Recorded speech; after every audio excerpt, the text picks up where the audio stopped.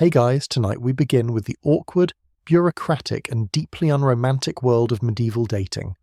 A time when falling in love was less about chemistry and more about livestock inventory, and where a first date usually involved a chaperone, a priest, and a contract signed before you even held hands.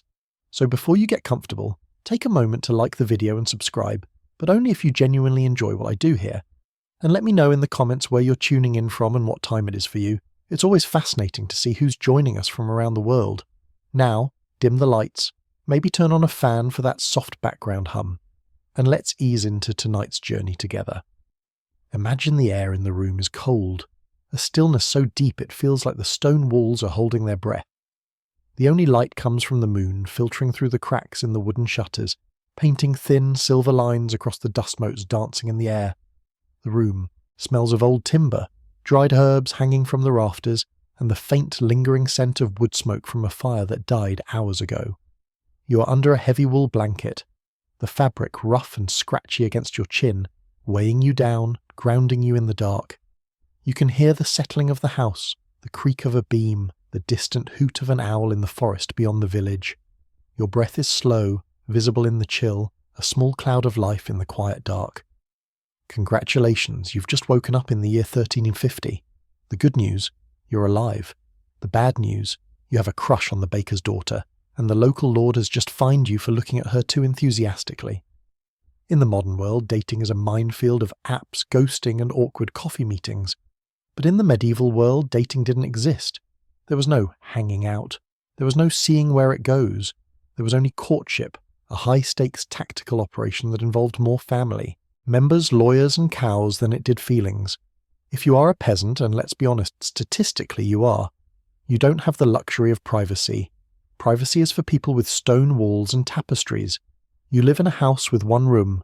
If you want to whisper sweet nothings to someone, your grandmother is probably sitting 3 feet away, knitting and judging your tone. The sensory reality of medieval romance is the public eye. You're standing in the muddy village square. It is market day. The air smells of wet earth, turnips, and unwashed wool. You see the person you admire across the stalls. You want to walk over. You want to say hello, but you can't. Because the moment you step toward them, the gossip network activates. The old women selling eggs stop talking. The blacksmith pauses his hammer. The priest looks up from his breviary. If you speak to her, it is a statement of intent. It is a legal maneuver. He talked to her near the well, the village whispers. That means a betrothal is imminent. You haven't even learned her favourite colour yet, and the village is already calculating the dowry. And the dowry isn't money. It is survival. In this world, marriage is an economic merger. It is two small businesses deciding to consolidate to survive the winter. You look at her, she looks at you. She's wearing a linen cap that hides her hair, modesty rules strictly enforced. Her dress is rough wool, dyed a dull brown with walnut shells. You look at her, and you don't see a soulmate. You see a partner who can churn butter, spin wool, and not die in childbirth. She looks at you and sees a man who has all his teeth, rare, and owns a plough, sexy. But before you can even think about holding hands, you have to get past the gatekeepers, the parents. In the modern world, meeting the parents is a step you take after months of dating. In the medieval world, it is step one. You don't woo the girl, you woo her father. Imagine the sensory experience of the negotiation. You're sitting in her father's kitchen. The table is scarred oak, sticky with ale. The room is hot, smoky. Her father sits across from you. He is cutting a piece of cheese with a knife that looks like a weapon. You want my daughter? He asks, chewing slowly. Yes, you say. How many pigs do you have? This isn't a metaphor. He literally needs to know. 3, you say, and a goat. He nods. He is doing the math. Does your goat plus his daughter's spinning wheel equal a household that can pay the Lord's tax? If the math works, you get permission. If it doesn't, you're rejected. Not because you are unlikable, but because you are economically inviable. It creates a romance stripped of illusion. You aren't falling in love. You're applying for a job. The job of husband. And if you try to bypass the father, if you try to meet her in secret, the clandestine marriage. The church said that if two people exchanged vows, even in a field, even without a priest, they were married. I take thee to be my wife. I take thee to be my husband. Done. legally binding. But the sensory reality of the secret meeting is fear. You meet behind the barn. The air smells of hay and manure. It is dark. You whisper the words. You hold hands. Her hand is rough, calloused from work. You are married in the eyes of God, but the village doesn't know. The Lord doesn't know. And when they find out, the mashet, the marriage fine. The Lord demands a fee because you married his property, the woman, to someone else. You're standing in the mud, holding your new wife's hand, and the bailiff is demanding a shilling you don't have. Romance in the Middle Ages was a series of fines interrupted by brief moments of panic. But let's say you navigate the Father, you navigate the Lord, you're officially betrothed. Now, you have to deal with the spousals. This isn't the wedding, it is the pre-wedding contract phase, and it involves gifts, but not flowers. Flowers die, flowers are useless. You give tokens, a bent coin, a ring made of rush, grass, a pair of gloves. The sensory detail is the gloves. You save up to buy her a pair of leather gloves. They smell of tannin and oil, they are stiff. She wears them to church. It is a signal. I am taken. My hands are covered by his gift. It is a public claiming. But the most bizarre ritual of courtship wasn't the gift. It was the bundling. Wait, sleepovers? Yes, sort of. In colder climates, or where houses were small, young couples were allowed to share a bed, to talk, to get to know each other, but with a bundling board, a heavy wooden plank placed between them, or the girl was sewn into a sack. Imagine the sensory absurdity. You're lying in a box bed. It is freezing outside. You're next to the person you love, but there is a thick oak board between you. You can hear her breathing. You can smell the lavender in her hair, but you cannot touch. Or she's wrapped in a bundling bag, a heavy linen sack tied at the neck. She looks like a sack of grain. You talk. You whisper in the dark. It is intimate, yet enforcedly chaste. It was a test of willpower designed by a society that didn't trust biology. And as you lie there, staring at the ceiling beams, listening to the wind howl outside, separated from your beloved by a piece of lumber, you realize medieval dating wasn't about passion, it was about patience. But the night is young, and tomorrow the banns must be read, and that costs money. The banns. The word sounds heavy, like a stone dropping into a well, and for many young couples it felt exactly like that. Before you could marry, you had to be asked. For 3 consecutive Sundays, the priest would stand in the pulpit and announce your intentions to the entire parish.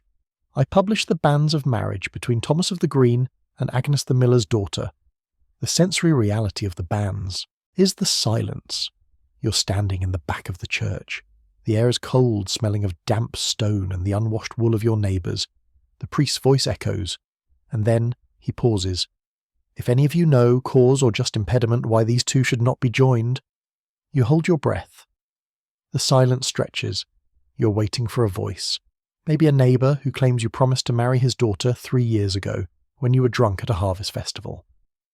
Pre-contracts were legally binding. Maybe a distant cousin who points out that you and Agnes share a great-great-grandfather, making the marriage incestuous under the church's insane rules of consanguinity. At one point, you couldn't marry anyone related to you within 7 degrees. In a village of 200 people, that meant you couldn't marry anyone. If someone speaks, the wedding is off. The shame is public. If silence holds, you breathe. 1 Sunday down, 2 to go. But the banns weren't free. You had to free. You pay the priest for the privilege of shouting your name. The asking fee. It was a tax on publicity. But let's say you survive the banns. You are ready to marry. Now comes the church door. In the early Middle Ages, the marriage ceremony didn't happen at the altar. It happened outside, in the porch. Why? Because marriage was a worldly contract. It involved property. The sensory experience is the wind. You stand in the church porch. It is raining. The wind whips your cloak. The priest stands in the doorway, half in, half out, bridging the sacred and the profane. You exchange rings. But not just a ring, money. The groom places gold and silver on the priest's book. With all my worldly goods, I thee endow. The bride watches the coins. They are the security deposit for her future. Then, and only then, do you enter the church for the mass. But the wedding night? That was public property too. The bedding ceremony. This wasn't a private moment. It was a spectator. sport. The guests, drunk on ale and wine, would escort the couple to the bridal chamber. They would undress them. They would put them in bed. The priest would bless the bed. Bless this bed, O Lord, that they may be fruitful. He would sprinkle holy water on the sheets. The sensory reality is the crowd. You're in your bed. It is the most intimate moment of your life. But the room is full of people. Your uncle is laughing. The priest is chanting. The smell of ale and sweat is overpowering. They watch you get under the covers. They throw stockings at you, a game to see who would marry next. And then finally they leave. But they listen at the door. It was a lack of privacy so total it feels alien to us. But to them, it was necessary. The community had to witness the consummation.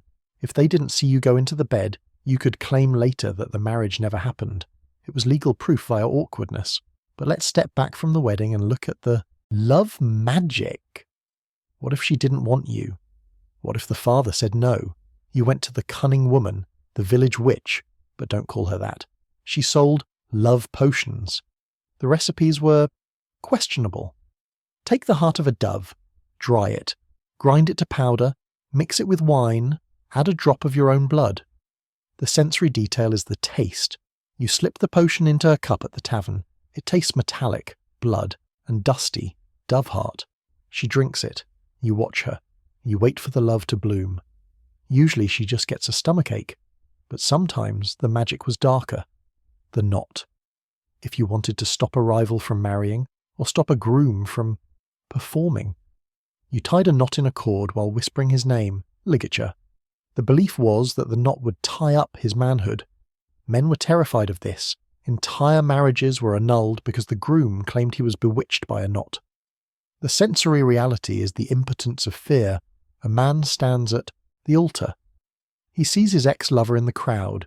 She's holding a piece of string. She smiles. He panics. The psychological weight of the magic crushes him. It was a weaponization of anxiety. But let's leave the magic and go to the courtly love.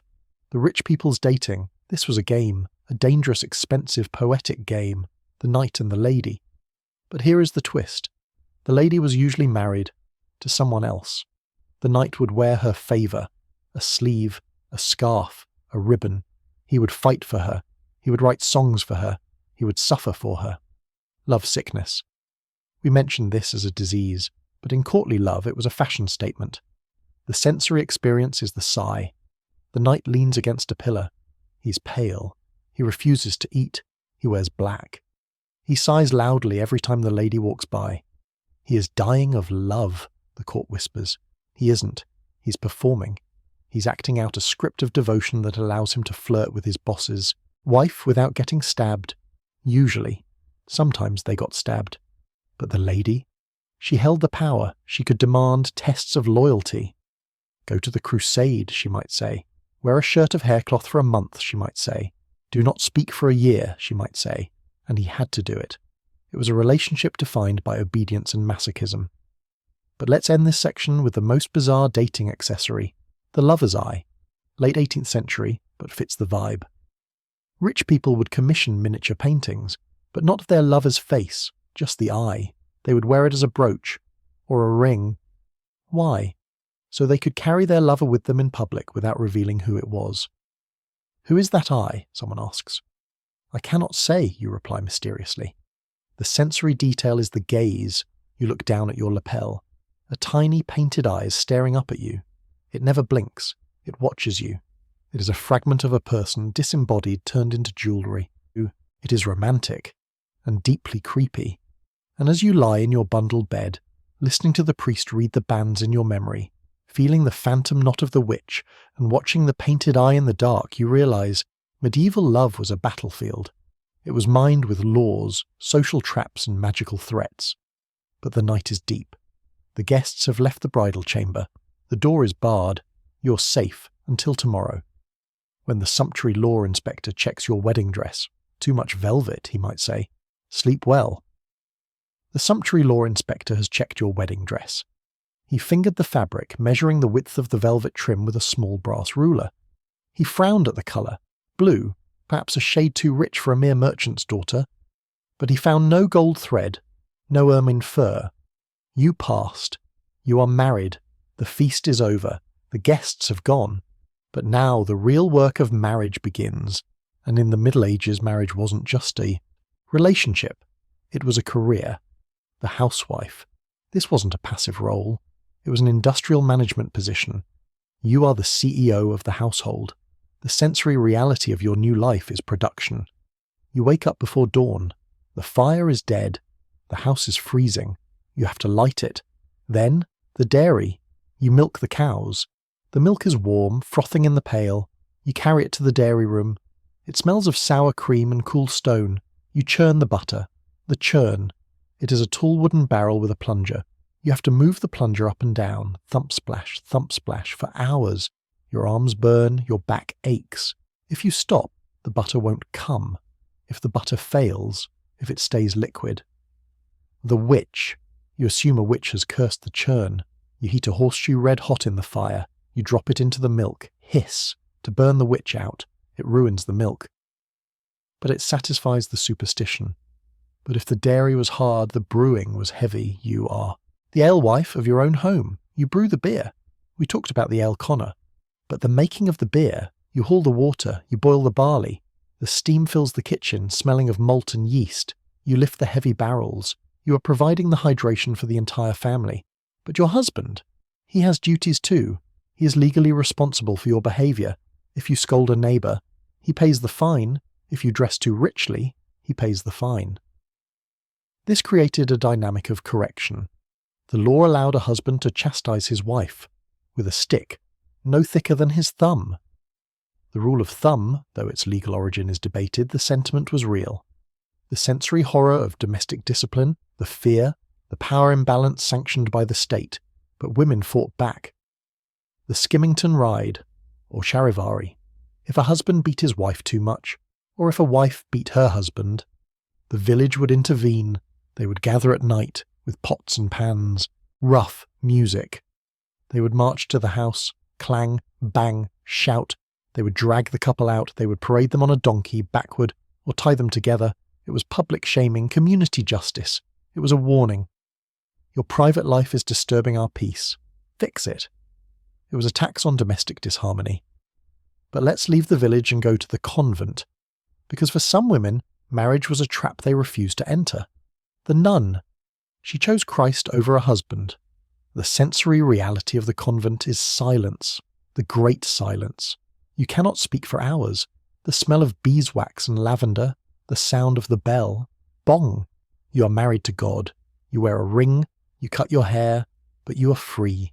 Free from childbirth, free from the churn, free from the husband's fist. You learn to read, you learn to paint, you learn to sing. For a medieval woman, the convent wasn't a prison, it was a university, but it cost money. The dowry of the church, you pay to get in. A spiritual merchet. If you were poor, you couldn't be a nun, you were a lay sister. You scrubbed the floors. Even in heaven's waiting room, class mattered. But let's go back to the world of men and the bachelor. We talked about the bachelor tax. But the social pressure, the lord of misrule again. During the festivals, bachelors were often targeted. They were made to pull the plough on Plough Monday if they didn't pay up. They were hocked by the women. Being a single man was suspicious. It meant you weren't part of a household. You were a masterless man, and masterless men were dangerous. But what if you were a widower? You were a hot commodity, especially if you had land. The black widow, not the spider. If a woman's husband died, she got his land, free bench. Suddenly the woman who was ignored was surrounded by suitors. The wooing of the widow, the sensory reality. You are grieving, you are wearing black. But men are knocking on your door, they bring gifts, a ribbon, a pie, a new shovel. They don't look at your face, they look at your fields. I can plough that for you, they say. You have to decide, marry again and lose control, or stay single and run the farm alone.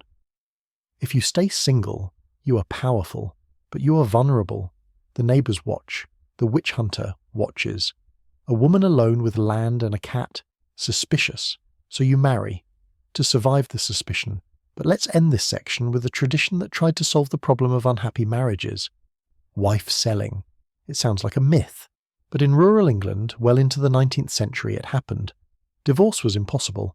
It required an Act of Parliament, only for the rich. So the poor invented a ritual. The husband would put a halter around his wife's neck, like a cow. He would lead her to the market. He would auction her off. Usually the buyer was her lover. It was a prearranged transfer, a folk divorce. The sensory reality, the halter, the rope, the crowd laughing, the auctioneer shouting, "Who'll give me a shilling?" The wife stands there. She is complicit. She wants to leave. But the method? She is sold like livestock to gain her freedom. It highlights the brutal pragmatism of the poor. When the law gives you no exit, you build a door out of shame.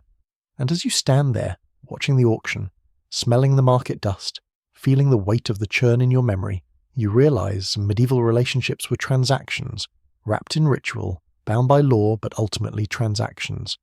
But the night's coming. The curfew rings. You head home. You pass the ale stake. The bush is withered. You pass the church. The bell is silent. You enter your house. You bar the door. You're safe until tomorrow, when the salt runs out and you have to go to the salt way. Sleep well. The salt way stretches out before you, a pale, rutted track winding through the mist. It is not just a road.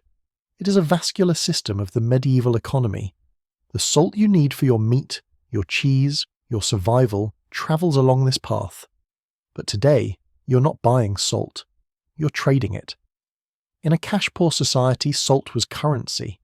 You have a small bag of salt hidden in your boot. It is smuggled salt.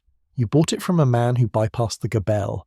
You're going to trade it for something forbidden. Spices, pepper. In the Middle Ages, pepper was worth its weight in gold. It came from the ends of the earth.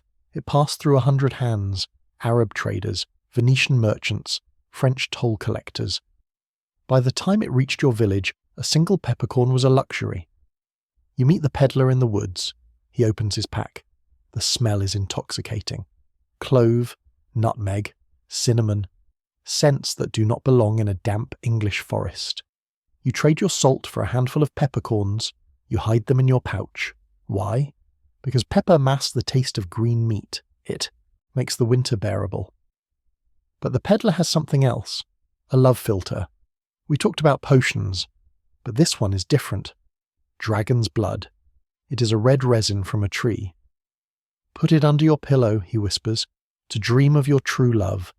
You buy it. Not because you believe in dragons, but because you want to dream. You walk home. The forest is quiet. But then you hear a sound. The mummer. We mentioned the mummer's plays, but sometimes they were used for courtship. A young man would dress up. He would wear a mask. He would come to your door. He would perform a silent play, a dumb show. He would mime his love for you. The sensory reality is the guessing game. You watch the masked figure. Is it Thomas? Is it William? He leaves a gift on the doorstep, a carved spoon, a ribbon. If you take it, you accept him. If you leave it, rejection. It was dating by charades, but if the mummers were playful, the Valentine was serious. The Valentine. Lottery? On St. Valentine's Eve, the names of all the unmarried men and women were put into a box. You drew a name. That person was your Valentine for the year. You had to buy them a gift. You had to wear their name on your sleeve, literally. Wearing your heart on your sleeve. The sensory anxiety. You draw a name. It is the miller's son, the one with the gold thumb. You're stuck with him. You have to be nice to him. It was a draft lottery for romance, but let's leave the lottery and go to the fair again. The hiring fair. Once a year, servants and farmhands would gather to find new masters. They stood in lines. They wore symbols of their trade. A shepherd held a crook. A maid held a mop. The sensory experience is the inspection. The farmers walk down the line. They look at your teeth. They feel your muscles. Strong back, the farmer says. Weak mind. Hired. He gives you a fastening penny. A coin to seal the contract. You are bound for a year. You live in his house. You eat his food. You obey his rules. If you fall in love with his daughter, dismissal. You lose your home. You lose your job. You are a masterless man again. But what if you were a noble? The proxy marriage. Kings and queens often married people they had never met. The sensory reality is the empty bed. The ceremony is held in a cathedral. The bride is there. But the groom is in another country. His ambassador stands in for him. At the bedding ceremony, the ambassador lies on the bed next to the bride. He puts one leg under the covers, bare, to symbolize consummation. The bride lies there, stiff, terrified, next to a strange man's leg. It was a legal fiction performed with body parts, but the most tragic royal romance was the political divorce. Consanguinity, again. If a king wanted a new wife, he suddenly discovered that he and his queen were related. "Oh no," he says, "we are fourth cousins. The marriage is invalid." The Pope agrees for a fee. The queen is sent to a convent. The king marries the younger woman, the sensory reality for the queen. She packs her trunks. She leaves the palace. She hears the bells ringing for the new wedding. She is unqueened. It was a system where the rules of God were bent by the needs of the dynasty. But let's end this section with a job that dealt with the ultimate end of all contracts. The bellman again. But the dead bell. He walked the streets when someone died. Past 3 o'clock on a cold, frosty morning, pray for the soul of Thomas the baker. The sensory detail. You wake up in the dark. You hear the bell, clang-a-lang. You hear the name, Thomas, the man you almost married, the man who drew your name in the lottery. He is gone. The bell fades. The silence returns. You lie in the dark thinking about the fragility of connection in a world ruled by stone and iron. But the sun is coming. The curfew is lifted. You get up. You light the fire. You churn the butter. The cycle continues until tomorrow, when the May Day comes back, and you have to dance. Sleep well. The dawn of May Day brings a new kind of energy to the village. The air is warmer now, the biting chill of winter finally a memory. But with the warmth comes the green man, not a monster, but a neighbour dressed in leaves. He is the spirit of the forest brought into the village. He dances, he shouts, he chases the women. It is a fertility ritual disguised as a party. But for you, the unmarried peasant, May Day is inspection day. The May Queen is chosen. She is the most beautiful girl in the village. She sits on a throne of flowers. The sensory reality is the gaze. Every man in the village looks at her. They evaluate her. Is she healthy? Is she strong? But she cannot choose her king. The lord of the manor often chooses the May Queen, or he crowns her. It is a reminder that even beauty belongs to the feudal system. But if May Day was public, the betrothal was legal, the handfasting again. But let's look at the token, the gimel ring, a ring that split into 2, or 3. During the engagement, the man wore one part, the woman wore one part, and sometimes a witness wore the third. On the wedding day, they were joined together to form one ring. The sensory detail is the click, the rings interlocking, a mechanical symbol of unity. You wear your half. It is a promise made of metal. If he breaks it, you have the proof. But sometimes the promise was broken by force, the abduction, marriage by capture. In some regions, if a man wanted a woman and her father said no, he took her. He would ride up with his friends. They would grab her. They would ride away. If he could keep her for a night. The family often agreed to the marriage to avoid scandal, the sensory horror. You're walking home. You hear hooves. You're grabbed. You're thrown onto a horse. The smell of the horse. The man's sweat. The fear. You're married by kidnapping. It was a brutal custom that lingered in the ballads and the borderlands. But let's leave the violence and go to the kitchen again, because love needed food. The bride cake. Not a white-tiered cake. A pie, or a stack of buns. The guests would pile the buns high. The bride and groom had to kiss over the stack. If they knocked it over, bad luck. If they kissed, without knocking it over, a happy life. The sensory experience is the teeter. You lean over the tower of sticky spiced buns. You smell the nutmeg. You see your husband's eyes. You're terrified of the collapse. The crowd cheers. Kiss her. It was a game of architectural romance. But if the wedding was a game, the dowry was a burden. We talked about coins, but what about linens? A girl started spinning her dowry when she was a child, the bottom drawer. She spun the thread, she wove the cloth, she embroidered the sheets. The sensory reality is the years. You look at the pile of sheets in the chest. They represent thousands of hours of your life, your childhood, your adolescence, all stored in a box waiting for a man you haven't met. If you don't marry, the sheets turn yellow, the moths eat them, your life's work rots in the dark. But let's move to a job that capitalized on the fear of being alone. The matchmaker. Not a friendly aunt. A professional. She knew everyone's worth. She knew who had a cow, who had a temper, who had the pox. She brokered the deals. The sensory detail is the whisper. She comes to your house. She sits by the fire. She drinks your ale. The miller's son is looking, she says, but he has a limp. The baker's daughter is available, she says, but her teeth are bad. She is the algorithm of the village. She trades in floors and assets. You pay her a fee. Brokerage. You're buying a future based on her data. But if the matchmaker failed, there was always the love spell. We mentioned potions, but let's look at the apple. You take an apple, you peel it in one long strip, you throw the peel over your shoulder. The shape it lands in is the initial of your true love, the sensory reality. The peel hits the floor, splat. You stare at it. Is that a T or a J? You squint. You turn your head. You convince yourself it is a T. Thomas, you whisper. It was divination by fruit waste. But let's end this section with a tradition that tried to solve the problem of unhappy marriages. Wife selling, it sounds like a myth.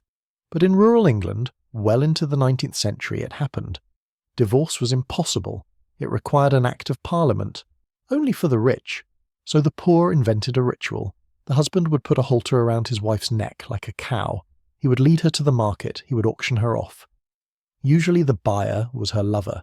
It was a prearranged transfer, a folk divorce, the sensory reality, the halter, the rope, the crowd laughing, the auctioneer shouting, "Who'll give me a shilling?" The wife stands there. She's complicit. She wants to leave. But the method. She's sold like livestock to gain her freedom. It highlights the brutal pragmatism of the poor. When the law gives you no exit, you build a door out of shame. And as you stand there, watching the auction, smelling the market dust, feeling the weight of the churn in your memory, you realize medieval relationships were transactions, wrapped in ritual, bound by law, but ultimately transactions. But the night is coming. The curfew rings. You head home. You pass the ale stake. The bush is withered. You pass the church. The bell is silent. You enter your house. You bar the door. You're safe until tomorrow, when the salt runs out, and you have to go to the salt way. Sleep well. The salt way stretches out before you, a pale, rutted track winding through the mist.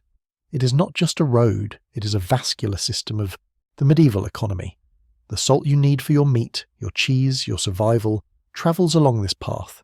But today, you are not buying salt, you are trading it. In a cash-poor society, salt was currency. You have a small bag of salt hidden in your boot. It is smuggled salt. You bought it from a man who bypassed the gabelle. You're going to trade it for something forbidden. Spices, pepper. In the Middle Ages, pepper was worth its weight in gold. It came from the ends of the earth. It passed through 100 hands, Arab traders, Venetian merchants, French toll collectors. By the time it reached your village, a single peppercorn was a luxury. You meet the peddler in the woods. He opens his pack. The smell is intoxicating. Clove, nutmeg, cinnamon. Scents that do not belong in a damp English forest. You trade your salt for a handful of peppercorns. You hide them in your pouch. Why? Because pepper masks the taste of green meat. It makes the winter bearable. But the peddler has something else. A love filter. We talked about potions, but this one is different. Dragon's blood. It is a red resin from a tree. Put it under your pillow, he whispers, to dream of your true love. You buy it. Not because you believe in dragons, but because you want to dream. You walk home. The forest is quiet. But then you hear a sound. The mummer. We mentioned the mummer's plays, but sometimes they were used for courtship. A young man would dress up. He would wear a mask. He would come to your door. He would perform a silent play, a dumb show. He would mime his love for you. The sensory reality is the guessing game. You watch the masked figure. Is it Thomas? Is it William? He leaves a gift on the doorstep, a carved spoon, a ribbon. If you take it, you accept him. If you leave it, rejection. It was dating by charades. But if the mummers were playful, the Valentine was serious, the Valentine lottery. On St. Valentine's Eve, the names of all the unmarried men and women were put into a box. You drew a name. That person was your Valentine for the year. You had to buy them a gift. You had to wear their name on your sleeve, literally. Wearing your heart on your sleeve. The sensory anxiety. You draw a name. It is the miller's son. The one with the gold thumb. You're stuck with him. You have to be nice to him. It was a draft lottery for romance. But let's leave the lottery and go to the fair again. The hiring fair. Once a year, servants and farmhands would gather to find new masters. They stood in lines. They wore symbols of their trade. A shepherd held a crook. A maid held a mop. The sensory experience is the inspection. The farmers walk down the line. They look at your teeth. They feel your muscles. Strong back, the farmer says. Weak mind. Hired. He gives you a fastening penny. A coin to seal the contract. You're bound for a year. You live in his house. You eat his food. You obey his rules. If you fall in love with his daughter. Dismissal. You lose your home. You lose your job. You're a masterless man again. But what if you were a noble? The proxy marriage. Kings and queens often married people they had never met. The sensory reality is the empty bed. The ceremony is held in a cathedral. The bride is there. But the groom is in another country. His ambassador stands in for him. At the bedding ceremony, the ambassador lies on the bed next to the bride. He puts one leg under the covers, bare, to symbolize consummation. The bride lies there, stiff, terrified, next to a strange man's leg. It was a legal fiction performed with body parts. But the most tragic royal romance was the political divorce, consanguinity again. If a king wanted a new wife, he suddenly discovered that he and his queen were related. "Oh no," he says, "we are fourth cousins. The marriage is invalid." The Pope agrees, for a fee. The queen is sent to a convent. The king marries the younger woman, the sensory reality for the queen. She packs her trunks, she leaves the palace. She hears the bells ring for the new wedding. She is unqueened. It was a system where the rules of God were bent by the needs of the dynasty. But let's end this section with a job that dealt with the ultimate end of all contracts. The bellman again. But the dead bell. He walked the streets when someone died. Past 3 o'clock on a cold, frosty morning, pray for the soul of Thomas the baker. The sensory detail. You wake up in the dark, you hear the bell. Clang-a-lang, you hear the name. Thomas, the man you almost married. The man who drew your name in the lottery. He is gone. The bell fades. The silence returns. You lie in the dark thinking about the fragility of connection in a world ruled by stone and iron. But the sun is coming. The curfew is lifted. You get up. You light the fire. You churn the butter. The cycle continues. Until tomorrow, when the toll bridge is waiting. Sleep well. The toll bridge. We've crossed it before in our journey through taxes, but now, on your way home with your precious salt and peppercorns, it takes on a new significance. It is the gatekeeper of your return. The bridge is narrow, barely wide enough for a cart. It is made of stone, ancient and mossy, arching over a river that is currently swollen with spring rain. The water rushes beneath, dark and fast, carrying branches and the occasional dead sheep. The bridge hermit is there. He lives in a tiny cell built into the central pier of the bridge. It is damp, cold, and smells of river slime. He has a window that overlooks the road. He extends a ladle on a long pole. "Penny for the bridge," he croaks. You drop a coin into the ladle. It clinks against the metal. This isn't just a toll, it's a soul tax. The hermit prays for the bridge, and he prays for you.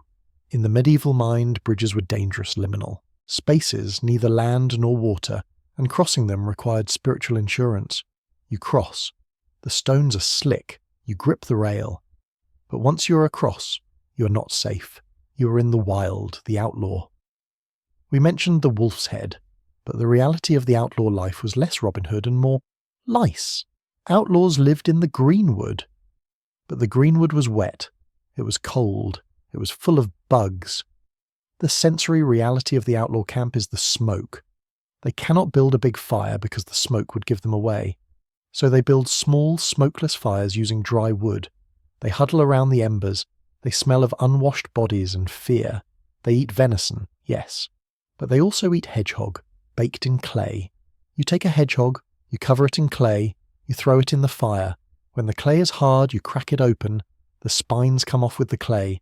The meat is greasy. It tastes like pork. If you meet an outlaw on the road, he might rob you. Or he might just ask for news. He is lonely. He is exiled from humanity. But let's say you avoid the outlaw. You reach the village. You have your salt. You have your pepper. You have your news. Now, you have to preserve the food. Smoking. You hang the meat in the chimney. The sensory experience is the eye sting. Your house has no chimney, just a hole. The smoke fills the room before it escapes. It preserves the meat, but it also preserves you. Medieval peasants had smoke-cured lungs. They coughed up soot. Their eyes were chronically red, but the smoke kept the bugs down, and the pickling. You pickle everything: eggs, walnuts, fish, even samphire, see asparagus. The sensory detail is the vinegar. The smell of boiling vinegar is sharp, acidic, cleansing. It cuts through the smell of the damp thatch. You fill the jars. You seal them with wax or a piece of leather tied with string. You're building a fortress of calories against the winter. But let's move from the kitchen to the bedroom again, because there is a ritual of protection there. The witch bottle. If you thought a witch was cursing you, you took a bottle, you filled it with your own urine, you added nails, pins, hair, you buried it under the hearth or in the wall. The logic: the witch's magic is linked to your body. By trapping your essence, urine, with sharp objects, pins, you would cause the witch pain every time she tried to curse you, the sensory reality. You're digging a hole under your fireplace. The bottle is warm, it rattles, clink, clank. You bury it. You're weaponizing your own waste against the supernatural. It was a psychic landmine, but if you couldn't afford a witch bottle, you used rowan, a tree, mountain ash. You cut a branch, you hung it over the door. Rowan tree and red thread make the witches lose their speed. The sensory detail is the red berry. The bright red berries of the rowan tree look like drops of blood. They are bitter. You tie them with red wool. You're decorating your house with botanical wards. But let's end this section with a job that dealt with the ultimate protection. The armourer, not the blacksmith, the specialist. He makes the mail, chainmail. The sensory experience is the tedium. He sits at a bench.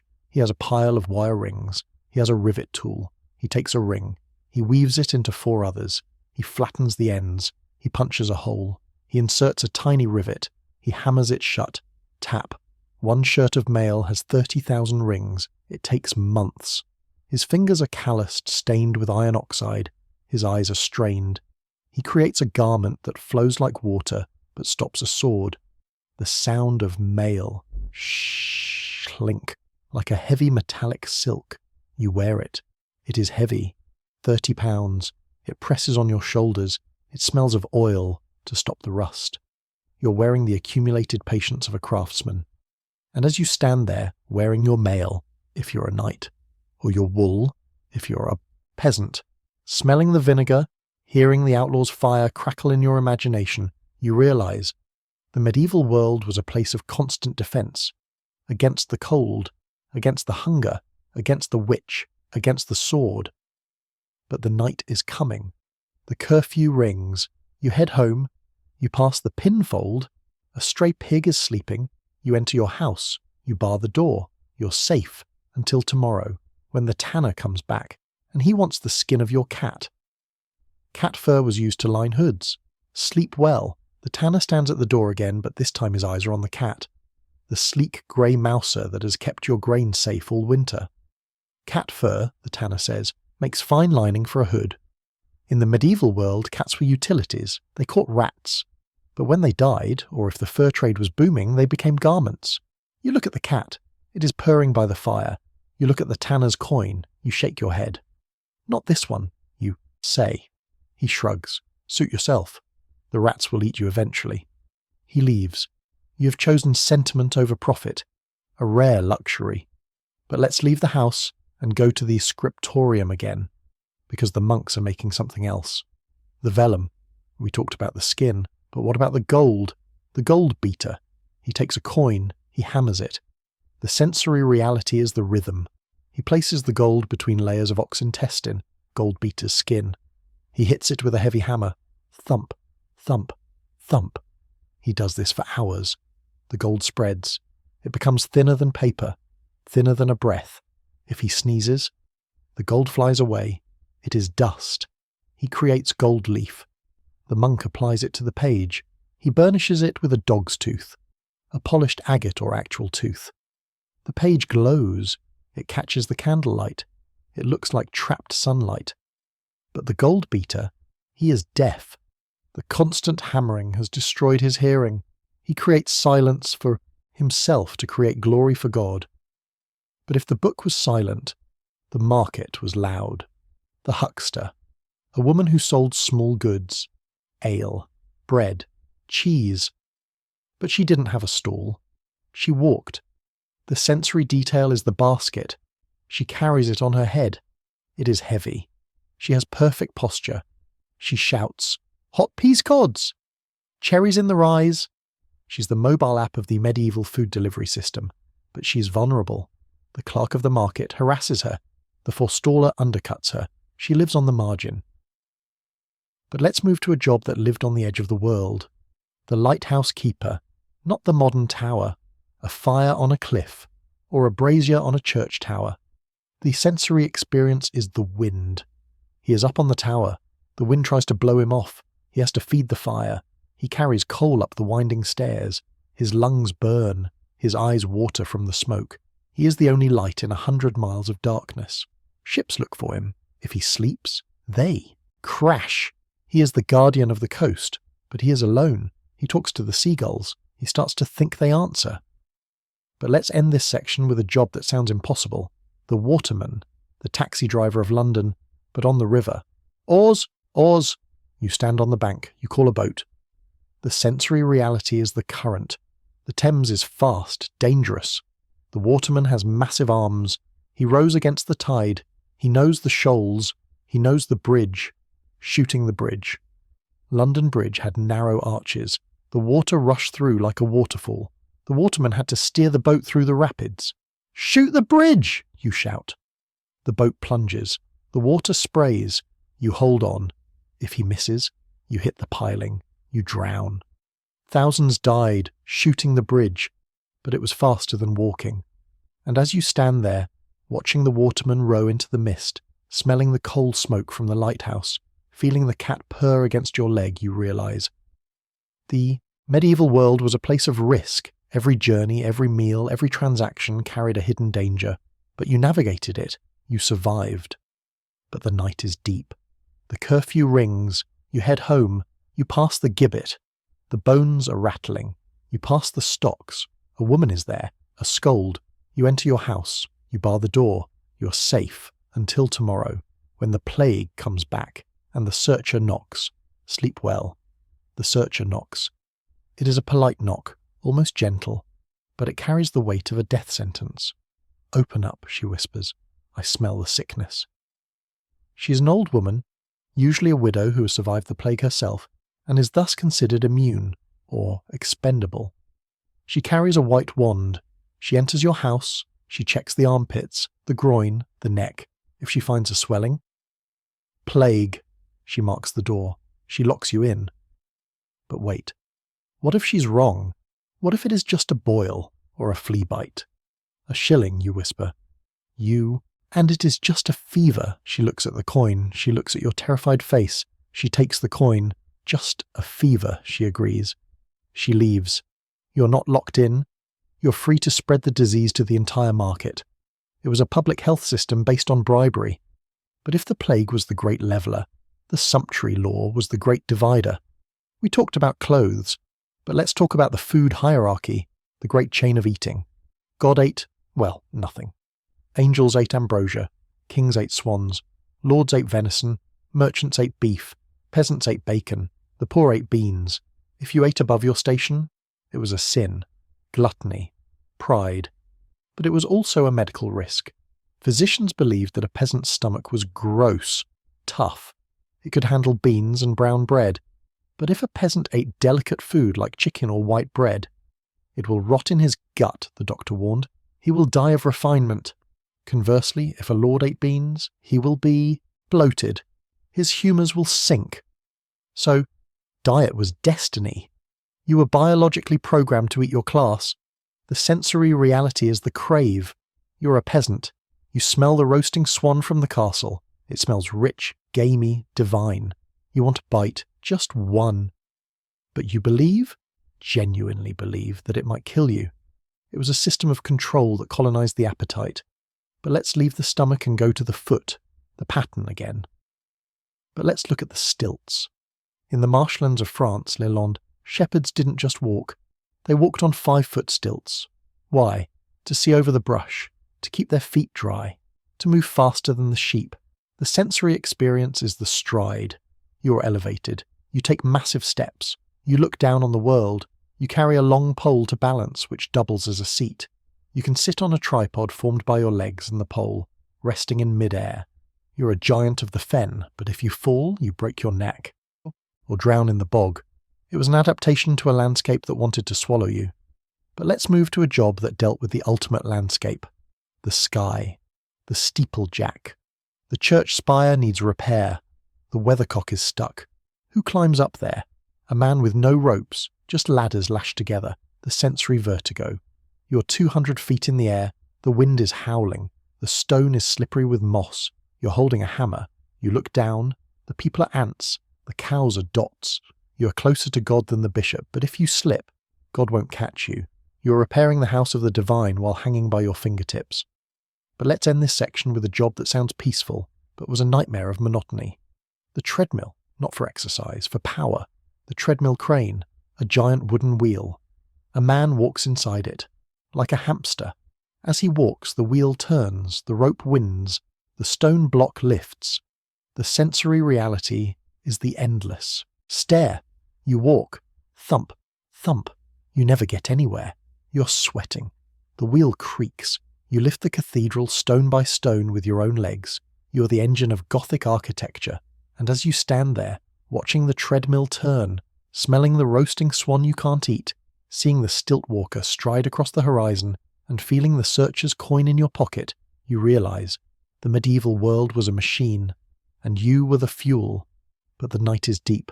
The curfew rings, you head home, you pass the gibbet.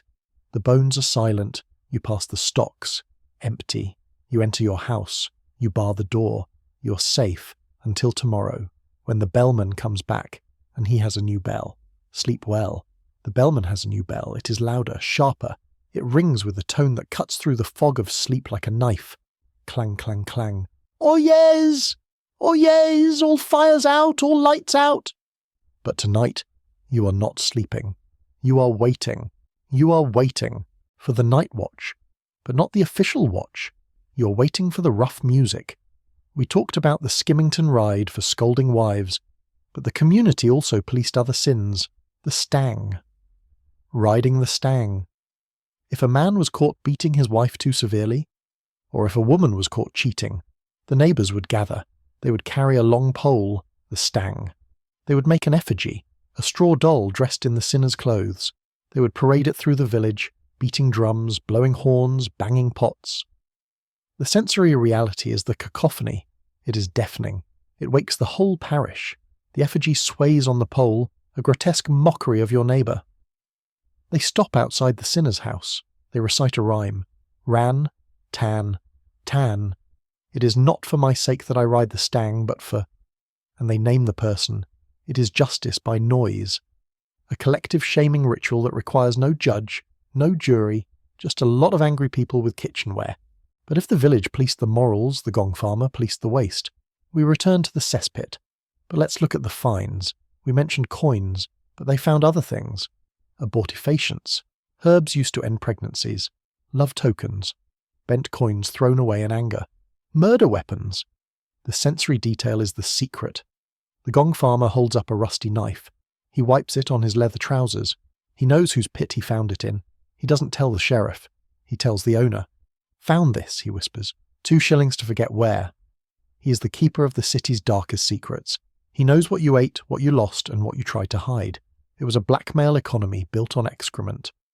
But let's leave the pit and go to the scriptorium again. But not for the book, for the map, the Portolan chart, a map for sailors. It didn't show the interior of the land. It showed the coast, the rum lines. The sensory experience is the touch. The captain runs his finger along the line. The parchment is stiff, treated with alum to resist the sea spray. He navigates by geometry and faith. Follow the line to the dragon, he says. He trusts his life to a drawing made by a monk who has never seen the ocean. But if the map was faith, the compass was magic. The lodestone, magnetic rock. Sailors were terrified of it. They thought it was powered by the devil or by garlic. There was a pervasive myth that garlic destroyed magnetism. So, garlic was banned near the binnacle, compass housing. The sensory detail is the needle. It floats in a bowl of water. It spins. It points north. Why? No one knows. It points to the Iron Mountain at the top of the world, they whisper. You're navigating by a force you cannot see, cannot feel, and do not understand. But let's move to a job that dealt with the ultimate invisible force, the plague doctor again. But the beak. What was inside the beak? Theriac. We talked about eating it, but the doctor put it in his mask. He breathed through a filter of dried snake meat and opium. The sensory reality. He inhales. The smell of spices and old reptiles. He exhales. The breath fogs the glass eye holes. He's breathing his own recycled air, flavoured with superstition. He walks through the plague ward. He doesn't touch the patients. He pokes them with a stick. Dead, he says. Dead. Dead. He is the Grim Reaper's accountant. But let's end this section with a job that sounds peaceful, but was a nightmare of precision. The clockmaker. Mechanical clocks were new. They were huge. Iron gears, heavy weights. The sensory experience is the click, the escapement mechanism. Tick, tock. It is the sound of time being chopped into pieces. The clockmaker lives in the tower. The noise is constant. He oils the gears with porpoise oil, which doesn't freeze. He adjusts the weights. If the clock is slow, the whole town is late. The church bells ring. At the wrong time. The monks pray at the wrong hour. God is annoyed. He is the conductor of the temporal orchestra. And as you stand there, listening to the clock, smelling the porpoise oil, feeling the vibration of the gears, and watching the gong farmer hide the knife, you realize the medieval world was a machine made of iron, wood, flesh, and belief, and it was always, always breaking down. But the night is deep. The curfew rings, you head home, you pass the gibbet, the cage is empty, you pass the stocks. Empty, you enter your house, you bar the door, you're safe, until tomorrow, when the tanner comes back, and he wants the skin of your horse. Sleep well. The tanner arrives at dawn, as he always does. The smell of his trade, oak bark, urine and lime, arrives 5 minutes before he does. He stands at your gate looking at your old workhorse. The horse is thin, its ribs showing through its winter coat, its eyes cloudy. It has pulled your plough for 15 years. It has carried your children. It is part of the family. 2 shillings, the tanner says, for the hide. You look at the horse. You know it won't survive another winter. You have no hay. If you keep it, it starves. If you sell it, it becomes leather. You nod. You take the coins. The sensory reality is the walk. You lead the horse to the tanner's yard. The animal trusts you. It follows you willingly into the stench. The knacker is waiting there. He holds a poleaxe. You turn away. You hear the thud. You feel the vibration in the ground. You walk home with 2 shillings in your pocket. They feel heavy. They feel cold. You have converted loyalty into currency. But let's leave the tragedy of the farmyard and go to the scriptorium again, because the monks are preserving something else. The bestiary, a book of animals, but not real animals, moral animals. The pelican, who feeds her young with her own blood. The phoenix, who rises from the ash. Is the bonacon, a bull-like creature that defends itself by exploding. The monk draws it. A bull looking over its shoulder, emitting a cloud of fire from its rear end. The sensory detail is the giggle. The monk is copying a holy text, but in the margins he draws a farting bull. It is marginalia, knights fighting snails, rabbits hunting men, nuns picking fruit from penis trees. It is the subconscious of the medieval world spilling onto the page, a rebellion of humour against the strictness of the text. But if the book was funny, the relic trade was serious. We talked about the unicorn horn. But what about the milk of the Virgin? Vials of white dust, sold as the dried milk of Mary, or the feather of the angel Gabriel, the sensory reality. You're a pilgrim, you buy a feather. It is white, soft, it looks like a goose feather. but the priest swears it fell from a wing during the Annunciation. You put it in a silver locket. You wear it next to your skin. You feel protected. Not by the feather, but by the story. It was a placebo effect sanctioned by the Vatican. But let's move to a job that required a different kind of faith. The alchemist. He is not trying to turn lead into gold. Well, he is. But he's also trying to find the elixir of life. The sensory experience is the fume. The laboratory is filled with glass retorts, alembics, and crucibles. The fire roars. He heats mercury, sulfur, arsenic. The vapours are toxic. He coughs. His teeth are loose. His skin is grey. He's poisoning himself in search of immortality. He holds up a flask. The liquid inside is red. The philosopher's stone, he whispers. It is probably just red wine mixed with mercury. If he drinks it, he dies. If he sells it, he gets rich. Then the buyer dies. It was a pyramid scheme of chemistry. But let's leave the lab and go to the market again. The bread. We talked about the assize, but let's look at the mark every baker had to stamp his. Bread. A unique symbol. If a loaf was bad, the authorities checked the mark. Thomas the baker, they would find him. The sensory reality is the imprint. You buy a loaf. You see the mark pressed into the crust. It is a signature, a guarantee, or a confession. You're eating a contract. But the most dangerous mark wasn't on the bread. It was on the skin, the plague spot, or the devil's mark. If you were accused of witchcraft, the witchfinder would search you. He was looking for a spot that didn't bleed when pricked. The sensory horror. You're stripped naked. The crowd watches. The finder holds a long pin. He pricks a mole. Ouch! You cry. Blood appears. He pricks a scar. Ouch! He pricks a calloused heel. No pain, no blood. A mark! He shouts. It is a callus, you scream, from walking. It is the devil's kiss, he says. You are condemned by your own hard work. It was dermatology as theology. But let's end this section with a job that dealt with the ultimate end of all bodies. The sin-eater again? No, the mummy merchant. We talked about eating mummies, but the trade. Merchants in Cairo dug them up. They shipped them to Europe. But sometimes they ran out of mummies, so they made fake mummies. They took the bodies of executed criminals, or slaves. They dried them in the sun. They wrapped them in old linen.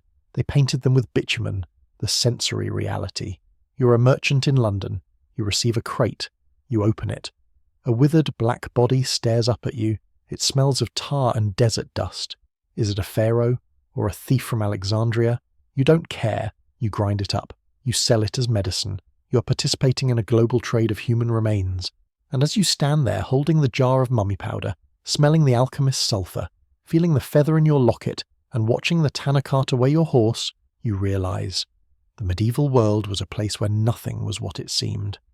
The milk was dust, the gold was lead, the medicine was death. But the night is deep. The curfew rings. You head home. You pass the pillory. Empty. You pass the stocks. Empty. You enter your house. You bar the door. You're safe until tomorrow, when the salt runs out again. And the gablers are waiting. Sleep well. The gablers are waiting at the door. They do not knock politely. They pound with the hilt of a sword. In France, under the regime of the gabelle, the salt tax, your kitchen was a crime scene waiting to happen. The king held the monopoly on salt. You were forced to buy a specific amount, the sel du devoir, salt of duty, at a price inflated by 2,000%. But you couldn't just buy it and save it. You had to use it. The sensory reality of a visit from the salt police is the taste test. The officers barge in. They smell of road dust and arrogance. They go straight to your cooking pot. One of them dips a ladle into your pottage. He sips. Salty, he accuses. I bought the king's salt, you cry. Show me the receipt, he demands, and show me the pot. He checks your salt box. If it is too full, you have been buying illegal smuggled salt. If it is too empty, you haven't been buying your mandatory quota. You are trapped. You are fined for seasoning your own dinner. But if the tax was crushing, the resistance was creative. The faux-sauniers, the salt smugglers, they were the heroes of the peasantry. Men, women, and even children who trafficked salt from the tax-free provinces to the high-tax provinces. But the most ingenious smugglers were the salt dogs. The smugglers would take a dog. They would shave its fur, they would starve it. Then they would fit it with a backpack filled with salt. They would cover the salt with a false skin, a sheepskin or a wolf skin, tied over the dog. They would release the dogs at night near the border. The dogs, hungry and knowing food was waiting at home, would sprint through the forest, avoiding the guards. The sensory detail is the pant. You're waiting in your barn. You hear the rustle of leaves. A dog bursts in, shivering, smelling of sweat and brine. You cut the pack off. You feed the dog. You have used a canine courier to defeat the French monarchy. But if the dogs were caught, they were killed. If the men were caught, the galleys. The punishment for smuggling salt was to be chained to an oar for life. The sensory horror of the galley. You're sitting on a wooden bench. You're chained to 4 other men. You're naked from the waist up. The sun beats down. The salt master, the ocean, splashes your face. You pull the oar. Heave. The drum beats. You're a human engine, powered by misery, floating on the very substance you tried to steal. But let's leave the salt and go to the leather, the stamp. In England and France, leather was taxed.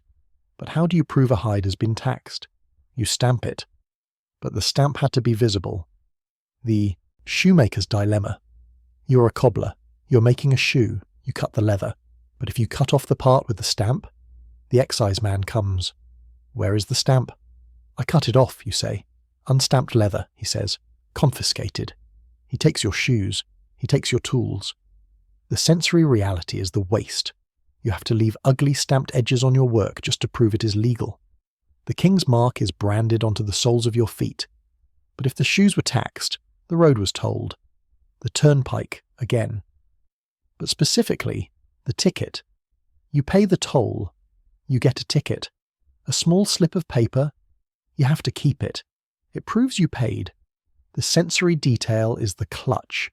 You are riding in the rain. The wind is howling. You're holding the tiny, wet, dissolving piece of paper in your hand. You're terrified of dropping it. If you lose the ticket, you pay again at the next gate. You are guarding a receipt with your life. But let's move to a tax that targeted the very air you breathed. If you were dead, the burial tax. Again, but the registration of it. In 1783, Britain taxed the entry of a death in the register. So, the poor stopped registering deaths. They buried their dead in unconsecrated ground, in the woods, in the garden. The sensory reality is the secret grave. It is midnight. You're digging a hole behind the barn. You're burying your infant child. You cannot afford the tax. You cannot afford the priest. You fill in the earth. You stomp it down. You cover it with straw so the neighbours don't see. You're denying your child a name in the book of history to save 3 pence. It is the ultimate erasure. But let's end this section with a tax that sounds like a joke but sparked a revolution. The Stamp Act, American version. We know the story, tea, taxes, revolution. But the sensory reality of the Stamp Act wasn't just tea. It was dice. It was cards.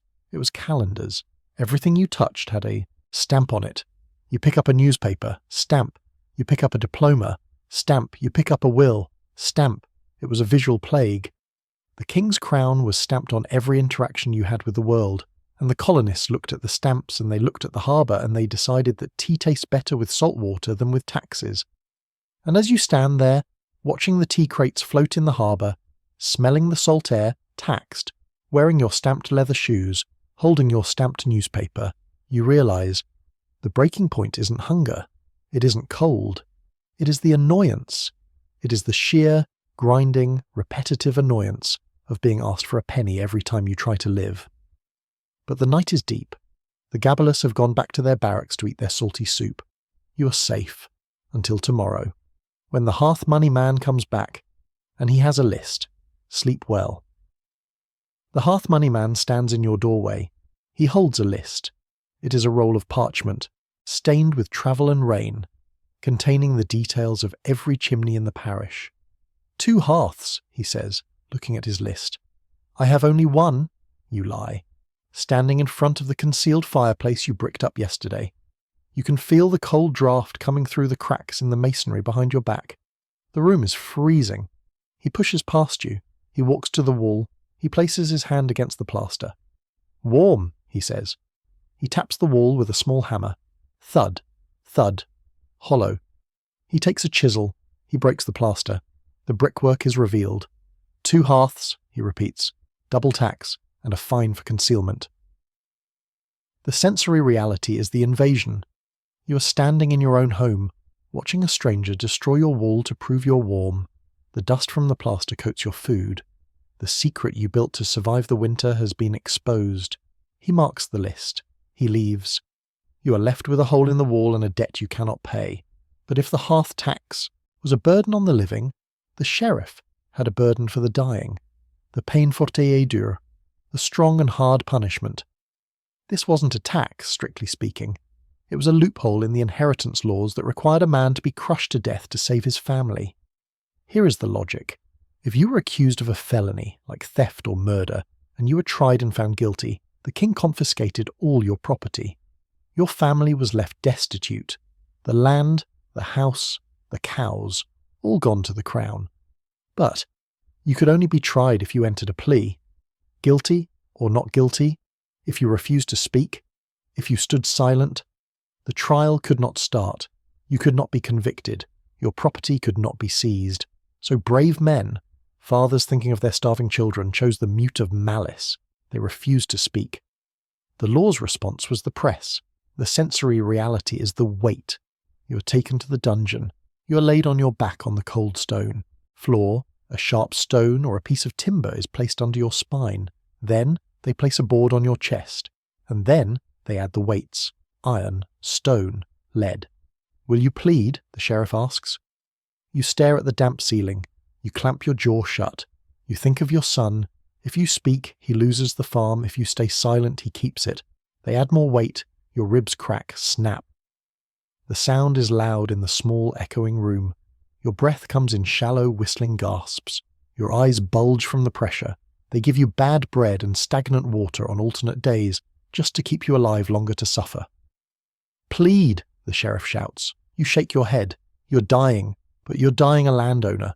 It was the ultimate sacrifice, a man allowing himself to be crushed to death by the weight of the law, just to ensure the taxman didn't get his estate. It is a tax loophole made of bone and iron, but let's leave the dungeon and go to the very edge of the jurisdiction, to the chase, the in-fang thief and out-fang thief. These sound like fantasy monsters, but they were feudal rights granted to a lord. In-fang thief meant the lord had the right to hang a thief caught inside his territory. Out-fang thief meant he could go outside his territory, catch a thief, bring him back and hang him. Why did the lord want this right? Because he loved justice? No, because he got the thief's stuff, the chattels. If the king's sheriff caught the thief, the king got the boots, the cloak, and the stolen coin. If the lord caught him, the lord got the boots. So there was a race. The sensory experience is the pursuit. You are the thief. You have stolen a silver cup. You are running through the woods. Behind you, you hear 2 groups of horses. One is the sheriff. One is the lord's bailiff. They aren't racing to bring you to justice. They are racing to see who gets your clothes.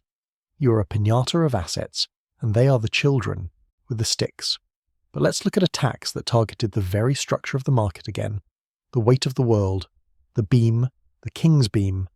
We talked about the tron for wool, but the beam was for avoirdupois goods, heavy goods, lead, wax, spices. The king demanded that all heavy goods be weighed on his beam in London, even if you were selling them in Bristol. You had to transport your goods hundreds of miles just to have them weighed, taxed, and then transported back. The sensory reality is the ruts, the wheels of your cart grinding into the mud, the oxen exhausting themselves. You're moving tons of lead across the country for no reason other than bureaucratic centralization. The roads are ruined by the weight. The cost of lead goes up.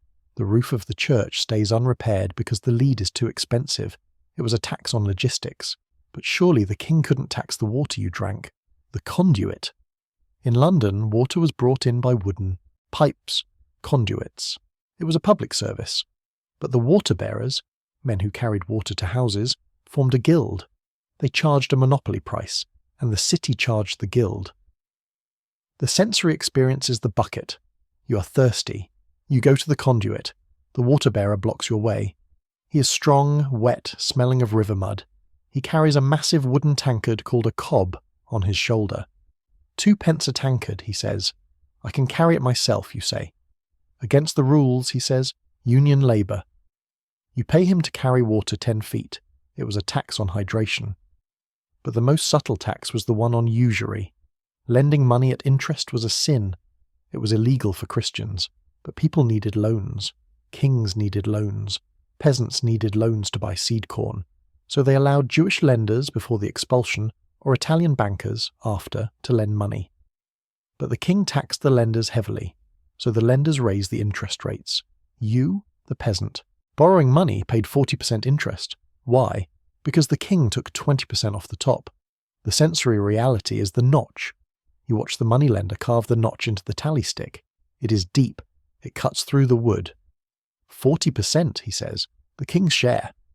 You're paying the king for the permission to be in debt, and as you stand there, holding the split tally stick, feeling the weight of the press on your chest, metaphorically hopefully, listening to the race of the sheriff and the bailiff, smelling the stagnant water of the conduit, you realize the medieval world was a place where every exit was a toll booth. But the night is almost over. The passing bell has stopped ringing. The curfew is lifted. There is one final tax, the one that waits at the very end of time, the Doomsday Book. Not a tax, but a survey. William the Conqueror wanted to know exactly what he owned. Every pig, every plough, every acre. He sent his men to every village. Who owns this? How much is it worth? The sensory experience was the interrogation. The villagers stood in the square. They were terrified. They felt like it was the last judgment, hence Doomsday. The scribe wrote it all down, and once it was written, it was law. You couldn't argue. The book says you have 3 cows, the sheriff says. 1 died, you cry. The book says 3. Pay for 3. It was a tax on a memory of wealth, a static snapshot of a dynamic world. And as you close your eyes, preparing for the final rest of the night, you see the book. It is heavy, bound in leather, chained to a desk in Westminster. It has your name in it, or your ancestor's name, and a number. That number is your destiny, but you have survived the book. You have survived the press. You have survived the gabalus. The night is done. The sun is rising on a new era. An era of income tax, sales tax, and property tax. Different names, same squeeze. But for now, in the quiet of the morning, before the world wakes up to demand its due, you are free. Take a breath. It's on the house. The rat catcher returns. He stands in your kitchen, looking up at the ceiling where the thatch meets the wall. He doesn't need to see the rats to know they are there. He can hear the scurrying, the scratching of tiny claws on wood, the squeaks of territorial disputes in the dark. The roof is alive, he says. He climbs the ladder. He reaches into the thatch with a gloved hand. He doesn't use the ferret this time. He uses the trap, a simple wooden box with a falling door or a snare or poison. Arsenic, he whispers, mixed with cheese. He places the bait. The sensory reality is the wait. You sit by the fire, you listen. Scritch, scritch. Then, nothing. The poison is silent. You know that somewhere above your head a rat is dying. It will decompose in your roof. It will smell. But the rat catcher is already calculating his fee. 3 pence, he says, for the poison. You pay him. You're buying a future smell to avoid a present plague. But if the rat catcher dealt with the vermin of the house, the leech gatherer dealt with the vermin of the water. We met her before. But let's look at her legs, the occupational hazard.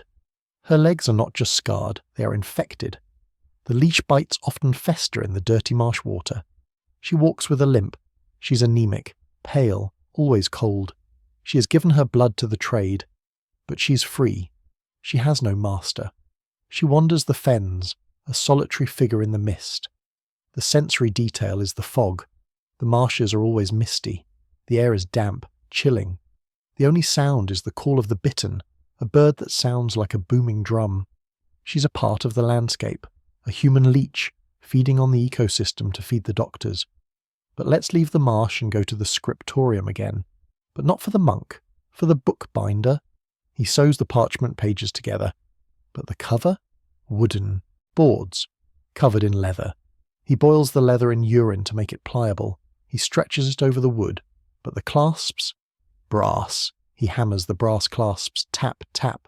He rivets them to the cover. The book is heavy. It is a fortress of knowledge.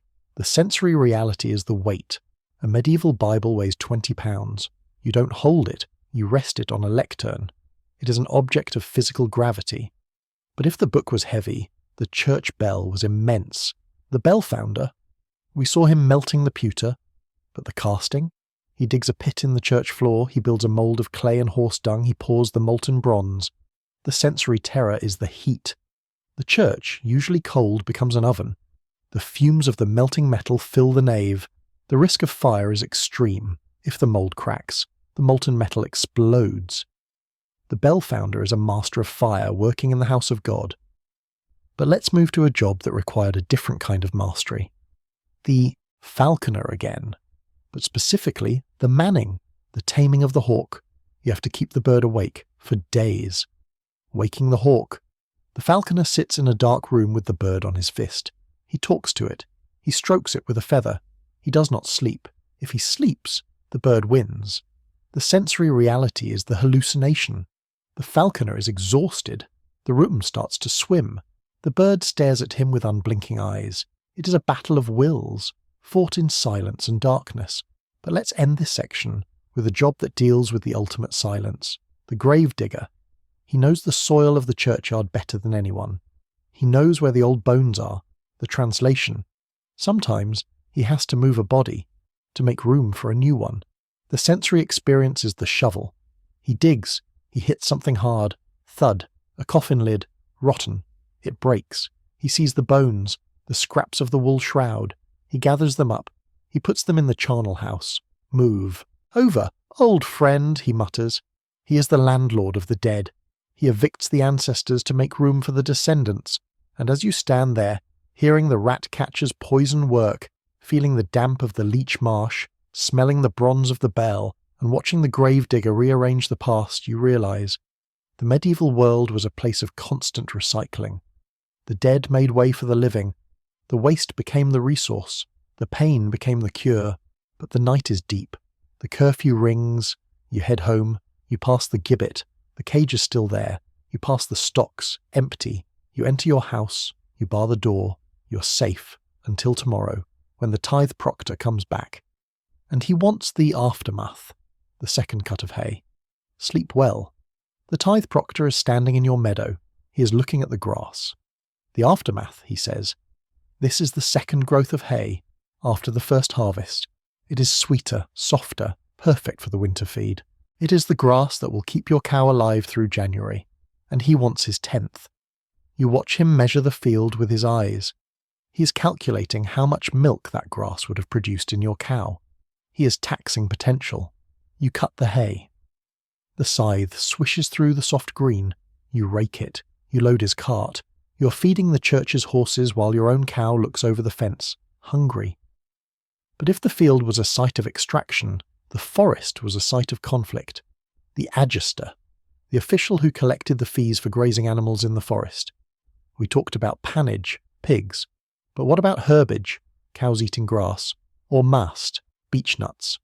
The adjuster rode through the woods. He counted the animals, but he also counted the dogs. Lawing of dogs. The expeditation.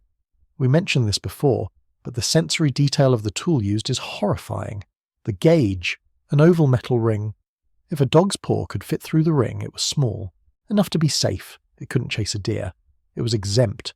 If the paw didn't fit, the chisel, the sensory reality. You hold your dog. The adjuster holds the ring. He tries to push the paw through. The dog whines. It doesn't fit. He takes the chisel. He takes the mallet. You pay the dog silver to stop him. You're buying your dog's toes back from the king. It was a tax on anatomy. But let's leave the forest and go to the river. The swan mark again. But let's look at the swan upping, the ceremony. The king's swan master wears a uniform of scarlet. He rows a skiff. He carries a banner. He catches the swans. He checks the beaks. If a swan has no mark, it belongs to the king. If a swan has a mark, he checks the register. The vintner's company owns this one. He is the auditor of the river. He turns wild birds into corporate assets. But the river also held the royal sturgeon, the king's fish. We mentioned the transport, but the cooking, the king's chef. He has to cook a 6-foot fish. He doesn't have a pot big enough, so he builds a coffin, a pastry case the size of a canoe. He bakes the fish in the pastry. The sensory detail is the smell of majesty, the massive fish baking, the spices, saffron, ginger, pepper, masking the muddy taste of the river bottom. The king eats a bite, the rest is thrown away, or given to the almoner for the poor. It is a display of excess. A fish that lived for 50 years travelled thousands of miles only to become a prop in a royal dinner. But let's move from the king's table to the peasant's table, the pottage again. But what if the pottage was empty? The famine food. Bark bread. You peel the bark from the trees, you dry it, you grind it, you mix it with a little flour. The sensory reality. The bread is bitter, it tastes of wood and tannin. It sits heavy in your stomach, it doesn't digest. You're eating the forest to survive the forest laws. Or earth, geophagy. People ate clay to stop the hunger pangs, the sensory horror, the grit in your teeth, the taste of soil. You're becoming one with the land in the most literal, tragic way. But let's end this section with a job that profited from the famine. The corn badger, a licensed dealer in grain. He bought grain in one market and sold it in another. But during a famine, he held the grain. He waited. The price will rise, he whispered. The villagers watched his barn. They knew it was full. They heard the rats. They rioted. The grain riot. They broke down the doors. They took the sacks. They left the money they thought was fair price on the floor. It was moral economy. They didn't steal. They enforced a just price with axes. And as you stand there, holding your bark bread, watching the riot, smelling the smoke of the burnt barn, hearing the adjuster's chisel, you realise the medieval world was a balance between the law of the king and the law of the stomach. And the stomach always wins, eventually. But the night is deep. The curfew rings. You head home. You pass the gibbet. The cage is empty. You pass the stocks. The thief is gone. You enter your house. You bar the door. You're safe. Until tomorrow, when the tallyman comes back and he has a new stick. Sleep well. The tallyman stands at your door, his stick in hand. It is a new stick, pale and smooth, smelling faintly of willow sap. The notches from last year are gone, burned in the exchequer's fire. The wood is blank, waiting for your debt to be carved into its grain. You hand him a coin. He takes his knife. Scritch. A small notch appears. 1 penny, he says. Only 19 shillings and 11 pence to go. You watch the wood curl away under the blade. That tiny shaving represents a day of your life, a day of weeding, of threshing, of sweating. But the tally stick isn't just a receipt. It is a weapon. If you lose your half, the stock, you have no proof. You pay again. The sensory reality of the tally stick is anxiety. You keep it wrapped in a cloth, hidden in a jar, buried in the thatch. You check it every day. Is it dry? Is it safe? It is the most important object in your house. But if the tally stick measured your debt, the L measured your cloth. We mentioned the king's arm, but the enforcement of the measure was a public spectacle, the burning of the false measures. If a merchant was caught with a short L, the mayor would build a bonfire in the market square. He would throw the false yardsticks onto the fire. The sensory experience is the crackle of dry wood, the crowd cheering, the merchant watching his tools turn to ash.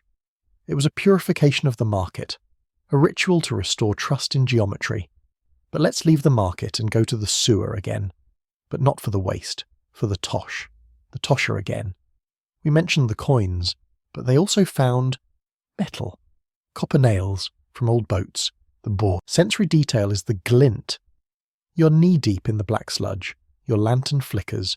You see a flash of green, oxidized copper. You pull it out.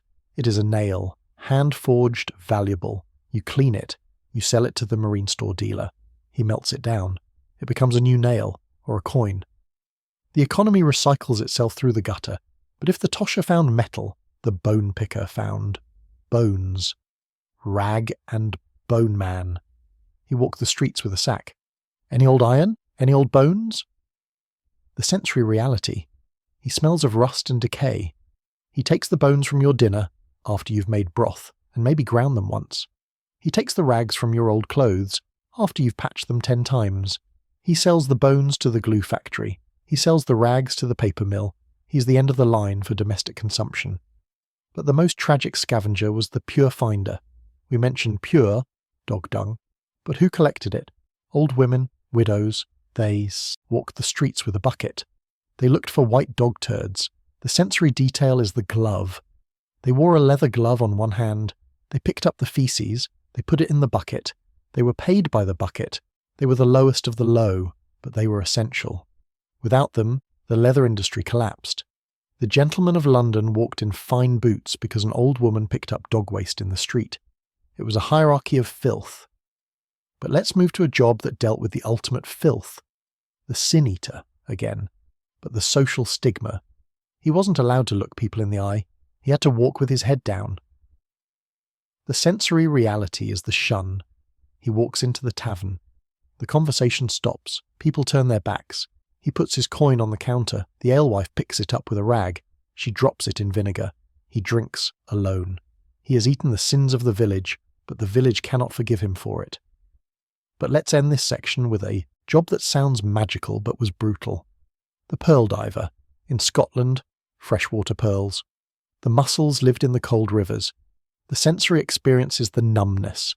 You're wading in the river. It is freezing. You have a cleft stick, a stick with a split end. You peer into the water through a water glass, a wooden box with a glass bottom. You see a mussel. You grab it with the stick. You open it. Usually nothing, just meat, which you eat or use for bait. But sometimes, a pearl, a tiny, irregular, milky stone. You sell it to the jeweller. He sells it to the bishop. The bishop wears it on his mitre. He wears the product of your hypothermia on his head. And as you stand there, rubbing your numb legs, smelling the vinegar on the coin, hearing the crackle of the burning yardsticks, and watching the bone picker walk away, you realise the medieval world was a place where value was extracted from the mud, the cold, and the waste. But the night is deep. The curfew rings. You head home. You pass the pillory, empty. You pass the stocks, empty. You enter your house. You bar the door. You're safe. Until tomorrow, when the summoner comes back, and he has a rumour about your neighbour. Sleep well. The summoner has a rumour. It's a whisper, really. A story about Thomas the baker. Thomas has been seen walking with the miller's wife. In the modern world, this is gossip. In the medieval world, it is a legal case. The court of archdeaconry, the bawdy court. The summoner knocks on Thomas's door. He doesn't have a warrant. He has a citation. You are summoned, he says, for incontinence. Thomas panics. He knows the penalty. Public penance. Standing in the church in a white sheet, holding a candle, barefoot, while the neighbours stare. The sensory reality of penance is the burn, the wax dripping on your hand, the cold stone under your feet, the heat of humiliation on your face. Is there another way? Thomas asks. The summoner smiles. He holds out his hand. The blue bribe. Thomas pays. The summoner leaves. The rumour dies, or rather, it is filed away for next time. It was a tax on reputation, a blackmail economy run by the church agents who turned sin into a subscription service. But if the church taxed your sins, the king taxed your games. The royal tennis court, real tennis, the sport of kings. It was played in high-walled courts with hard balls and strange rackets. It was prestigious, but you couldn't play. It was restricted. So you played mob football. The sensory reality is the riot. The whole village against the next village. The ball is a pig's bladder, inflated and tied with string. The rules are minimal. You kick, you punch, you shove. The game ranges over fields, through rivers, down the main street. Windows are broken. Legs are broken. The king tried to ban it. It causes noise and tumult, the proclamations read. It distracts from archery. But the people played anyway. It was their release. The sensory experience of the aftermath is the bruise. You limp home. You're covered in mud. You didn't score. But you hit the miller. It was worth it. But let's leave the game and go to the scriptorium again, but not for the book. For the map. The Mappa Mundi, the map of the world. It wasn't a navigational tool. You couldn't use it to find the next town. It was a theological statement. Jerusalem was in the centre. The Garden of Eden was at the top, the east. The sensory detail is the monster. On the edges of the map, where the known world fades into the unknown, the monk draws strange creatures. Skyopods, men with one giant foot to shade themselves from the sun. Blemmy, men with faces in their chests. The monk draws them carefully, mixing his pigments. He believes they exist. Here be dragons. The map tells you that the world is scary, that if you leave your village you will be eaten, or you will fall off the edge. It was a geography of fear designed to keep you in your place. But some people did leave. They walked right off the map, the pilgrim. We talked about the foot washing, but the journey itself was an industry, the pilgrim's badge. You travelled to a shrine, Canterbury, Walsingham, Santiago de Compostela. When you got there, you bought a souvenir, a pewter badge. The sensory reality is the collection. You walk home. Your hat is heavy with badges. St. Thomas's face, the Virgin symbol, the scallop shell. You clink when you walk. Jingle, jingle. The badges are proof. I was there. I survived the road. I paid the tolls. They are the medieval equivalent of bumper stickers, but they also grant safe passage. Bandits might hesitate to rob a holy man. Might. But let's move to a job that dealt with the ultimate journey. The sin eater again? No. The barber surgeon again? No. The executioner. But specifically his retirement, when an executioner and Is got too old to swing the axe, or when his hands shook too much to tie the knot. He was often given a corrodi in a monastery, or allowed to live in the tower of the city wall, the sensory reality. He sits in his tower. He looks at his axe on the wall. It is rusted, stained with the history of the town's justice. People avoid his tower. They cross themselves when they pass. He is the taboo man. He has touched death too many times, but he has a side gig. The rope. He sells pieces of the hangman's rope. For luck, he says, cures headaches. You buy a piece of the rope that killed a man. You tie it around your head. It smells of hemp and something else. Something sweat-soaked and final. It is a talisman of death, sold by the man who delivered it. But let's end this section with a tax that sounds impossible, but was enforced by your neighbours, the hue and cry. If you saw a crime, you had to shout. If you didn't shout, you were fined. But if you shouted too, much. Common scold, you were trapped, you had to make the right amount of noise. The sensory experience is the calibration. You see a fight in the street. Do you shout? Is it a crime? Or just a disagreement? You hesitate. The sheriff looks at you. Shout, he commands. You shout. Help, thief. It feels fake. It is a performance of civic duty. You're acting out the role of the concerned citizen to avoid a fine. And as you stand there, shouting at nothing, holding your piece of hangman's rope, wearing your clinking pilgrim hat and nursing your football bruise, you realise the medieval world was a stage, and you were always auditioning for the role of good subject. But the night is coming. The summoner has gone to the tavern to spend his bribe. The executioner is asleep in his tower. You head home. You pass the pillory. A man is sleeping there, his head locked in the wood. You enter your house. You bar the door. You are safe until tomorrow, when the salt runs out and you have to go to the Sultan. The salt works. Sleep well. The Sultan. It sounds like a place of industry, but it is really a place of evaporation. You're standing on the coast, near the marshes where the sea creeps inland. The air is thick with the smell of brine and wood smoke. Salt making was simple, brutal chemistry. You took seawater. You boiled it. The salt pan. A huge shallow lead pan sitting over a fire that never went out. The sensory reality is the heat. You are the salt boiler. You stand next to the pan for 12 hours. The steam rises in a white cloud coating your skin, your hair, your clothes with a fine crust of salt.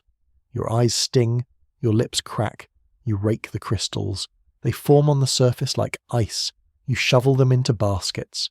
You're dehydrating the ocean to preserve the land. But the fire needs fuel, wood, coal, peat, the salt way. The roads leading to the sultans were the busiest in the kingdom. Carts bringing wood, carts taking salt. The sensory experience of the salt way is the rut. The wheels cut deep into the earth. The road is a canyon of mud. You're driving a salt cart. If it rains, the salt melts. Your profit washes away into the ditch. You cover the cart with oilcloth. You pray. But if the salt was vital, the honey was sacred. We return to the bee bowl, but let's look at the mead. Honey wine, the drink of heroes, but to make mead you need water. Pure water. The holy well again. Some brewers swore that only water from a specific saint's well made good mead. The sensory reality. You carry the water from the well. It is heavy. You mix it with the honey. You add yeast from the air or the balm of the last batch. You let it ferment. The smell of fermenting mead is floral, boozy, sweet. It attracts wasps. It attracts bears, if there are any left. You drink it. It is strong. It warms your chest. It is the taste of sunlight and flowers, preserved in alcohol. But let's leave the drink and go to the scribe again. But not for the ink, for the pen, the quill, a goose feather, but you have to prepare it. Curing. You stick the quill into hot sand. The heat hardens the barrel. It turns from opaque to clear. Then, the cut. You use a penknife. You slice the tip. You make the slit. The sensory detail is the scrape, the knife against the quill. Scritch. It has to be perfect. If the slit is too long, ink blot. Too short, no flow. You're engineering a tool out of a bird's flight mechanism. But if the scribe used a feather, the knight used a horse, the warhorse, the destrier, but the maintenance, the farrier. He didn't just shoe the horse, he bled it. Veterinary phlebotomy. If the horse was sluggish or ill, the farrier would open a vein in the neck. He would catch the blood in a bucket. The sensory reality, the horse stamps, the smell of hot blood, the steam rising from the bucket.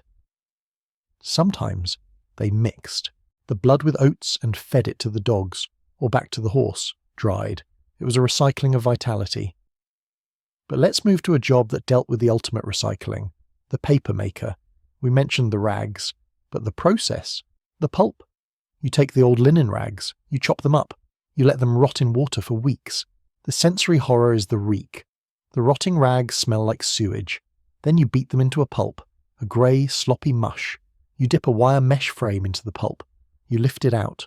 A thin layer of fibres settles on the mesh. You press it between felts. You dry it. It becomes paper. The paper you write on was once someone's underwear. It is the ultimate transformation of the mundane into the intellectual. But let's end this section with a tax that sounds like a joke but was a tragedy. The hearth tax again? No. The window tax again? No. The clock tax, we mentioned it. But the sensory impact on the village. The knocker-upper. Before. Alarm clocks. Or when clocks were taxed. How did you wake up? You hired a knocker-upper. He walked the streets at dawn. He carried a long pole. He tapped on your window. Tap, tap, tap. Or he used a pea shooter. He shot dried peas at the glass. The sensory reality. You're asleep. You hear the tink of a pea hitting the pane. You wake up.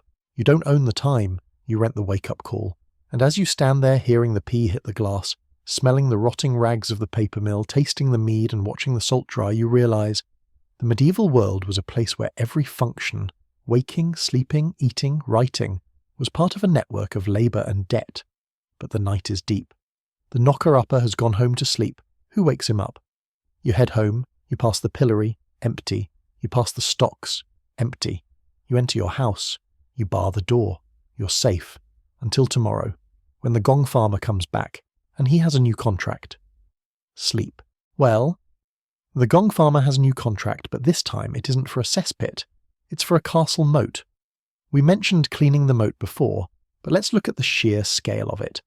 A castle moat wasn't just a defensive ditch. It was the end point for every garderobe, toilet, in the fortress. The sensory reality of dredging a castle moat is the crust. Over years, the waste settles, compacts and forms a solid layer at the bottom. But on top is a skin of algae, duckweed and debris. You're in a flat-bottomed boat. You have a long pole with a scoop. You break the crust. Crack. The smell released is prehistoric. Methane bubbles up, popping on the surface. Gas! Someone shouts. You cover your mouth with a cloth soaked in vinegar. You scoop. You load the sludge onto a barge.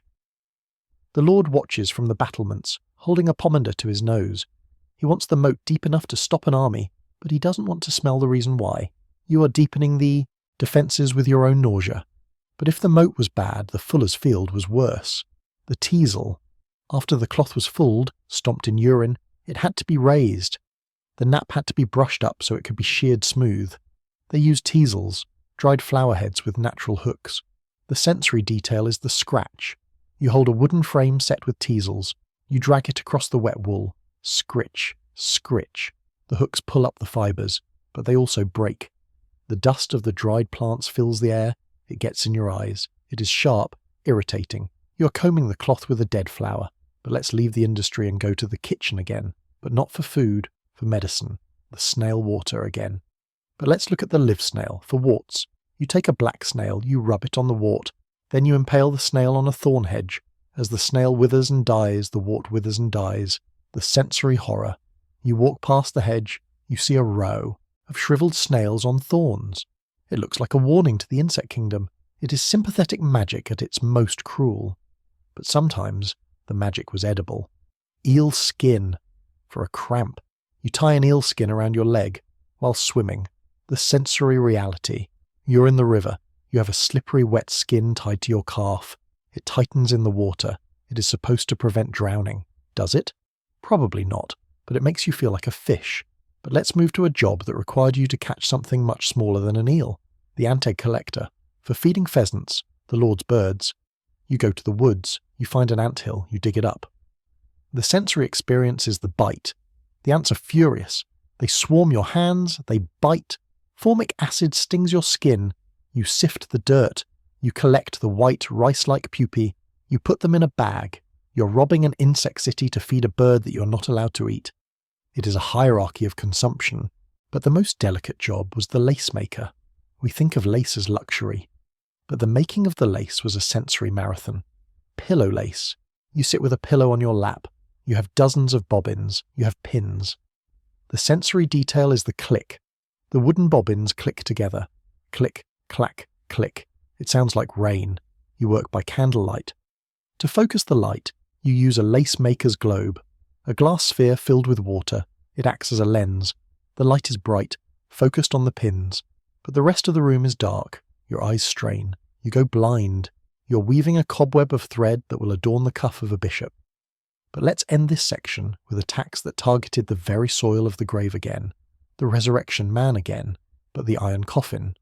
To stop the body snatchers, the rich bought mort safes, iron cages placed over the grave, or heavy stone slabs. The sensory reality is the lock. You bury your father. You lower the heavy iron grate over the coffin. You lock it with a padlock. You keep the key.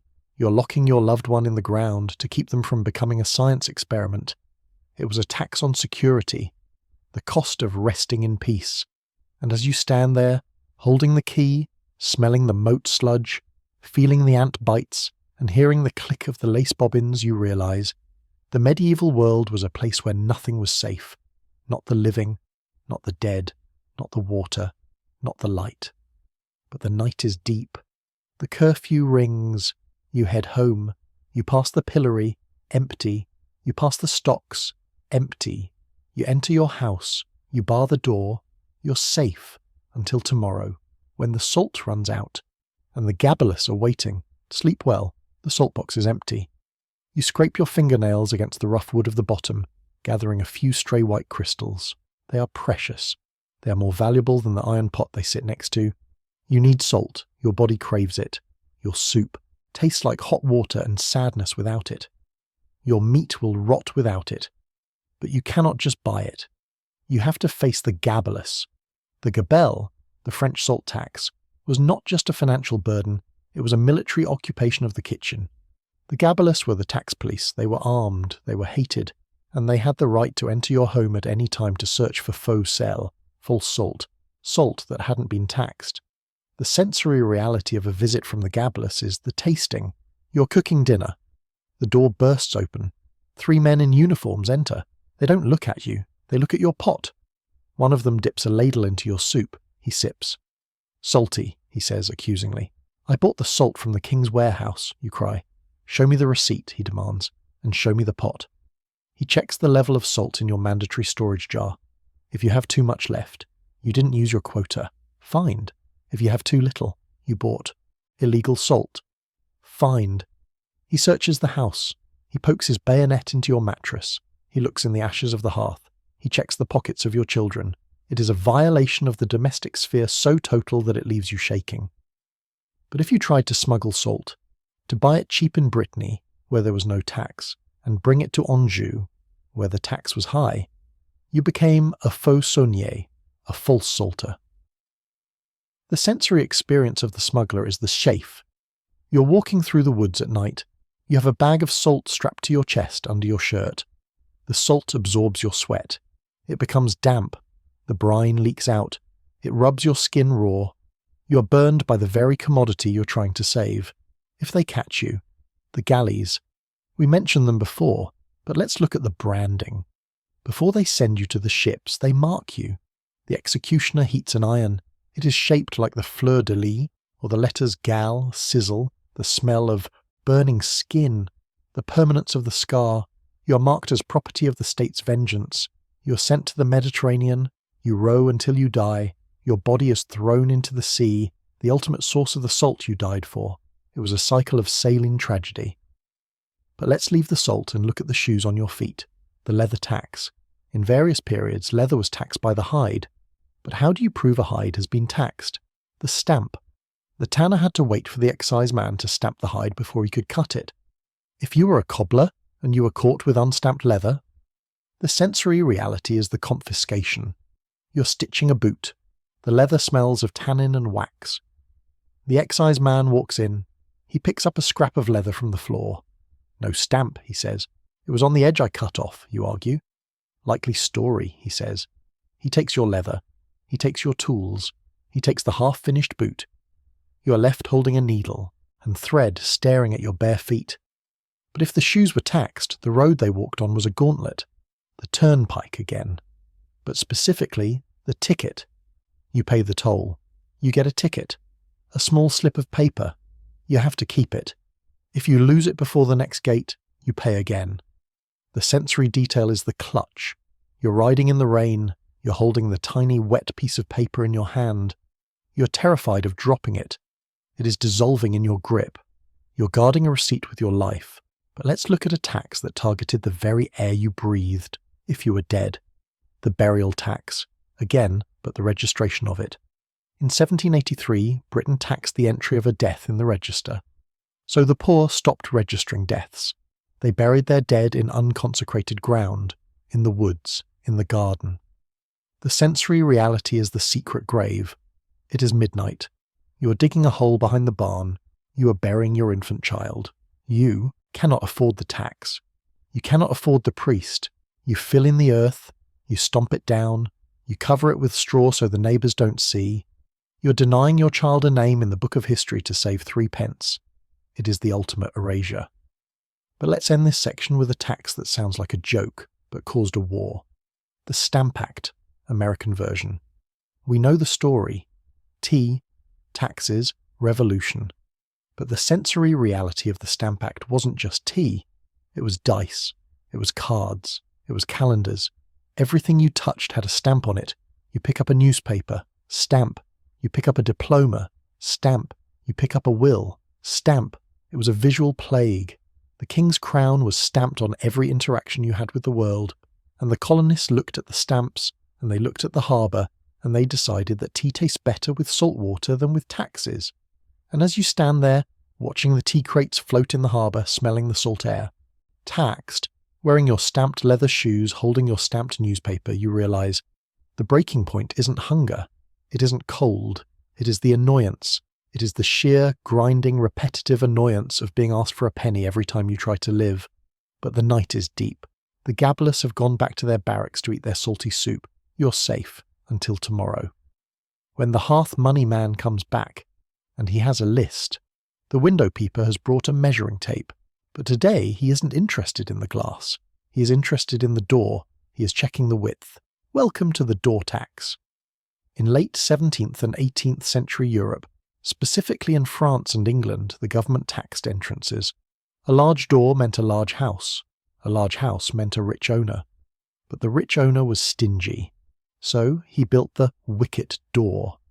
To avoid paying the tax on a large impressive carriage gate, people kept the big doors locked and bolted shut. They cut a tiny human-sized door inside the larger wood. This allowed you to say to the taxman, "I am not using the big door, I am using the small door. Lower tax bracket, please."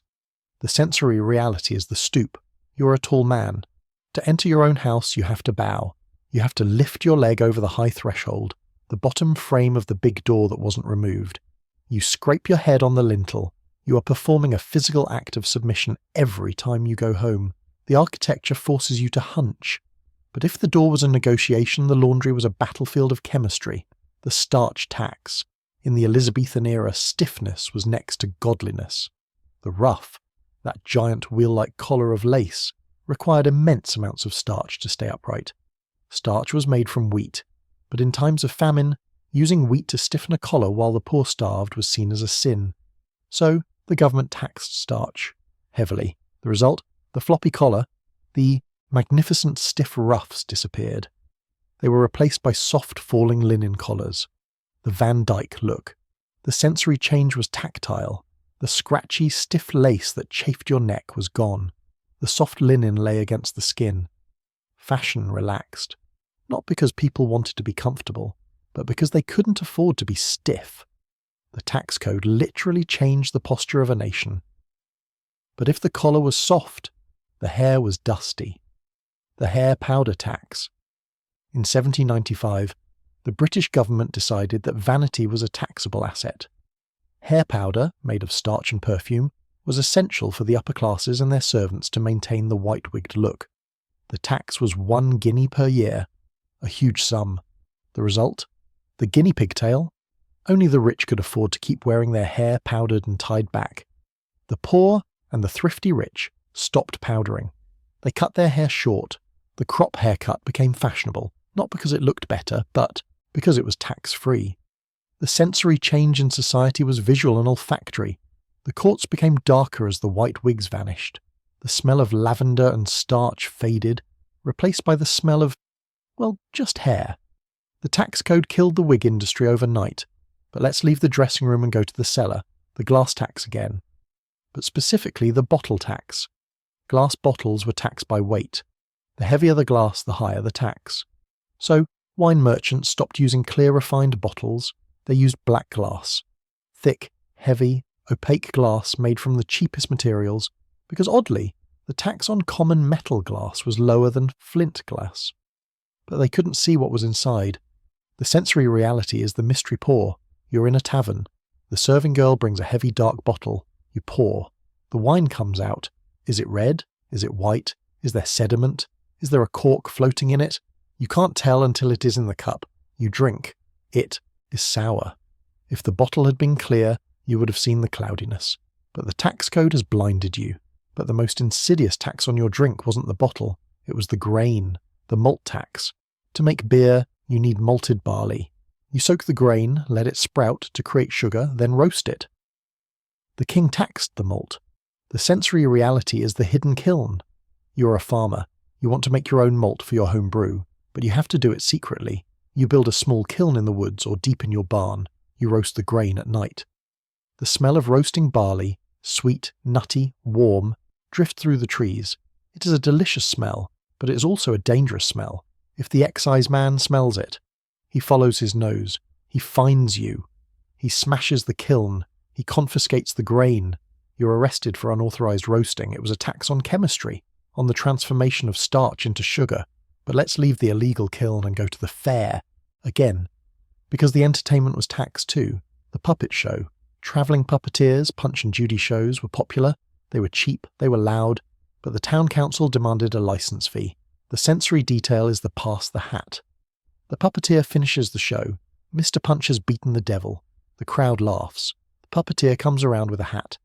"A penny for the license," he whispers. He isn't asking for money for himself. He's asking for money to pay the mayor so he can perform again tomorrow. You throw a coin, you are paying a tax on laughter. But the most bizarre tax on performance was bear baiting. The bear warden had to pay a fee to the crown for the right to keep bears, and he passed that cost on to the spectators. The sensory horror, the bear pit, the smell of sawdust, blood and animal fear, the dogs barking, the bear roaring. You pay to watch suffering, and the king takes a cut. It was a monetization of cruelty. But let's end this section with a tax that targeted the very soil of the grave. The chantry. Rich people would pay the church to build a small chapel, a chantry, where a priest would sing masses for their souls forever. A perpetual chant. But King Henry VIII and his son Edward VI dissolved the chantries.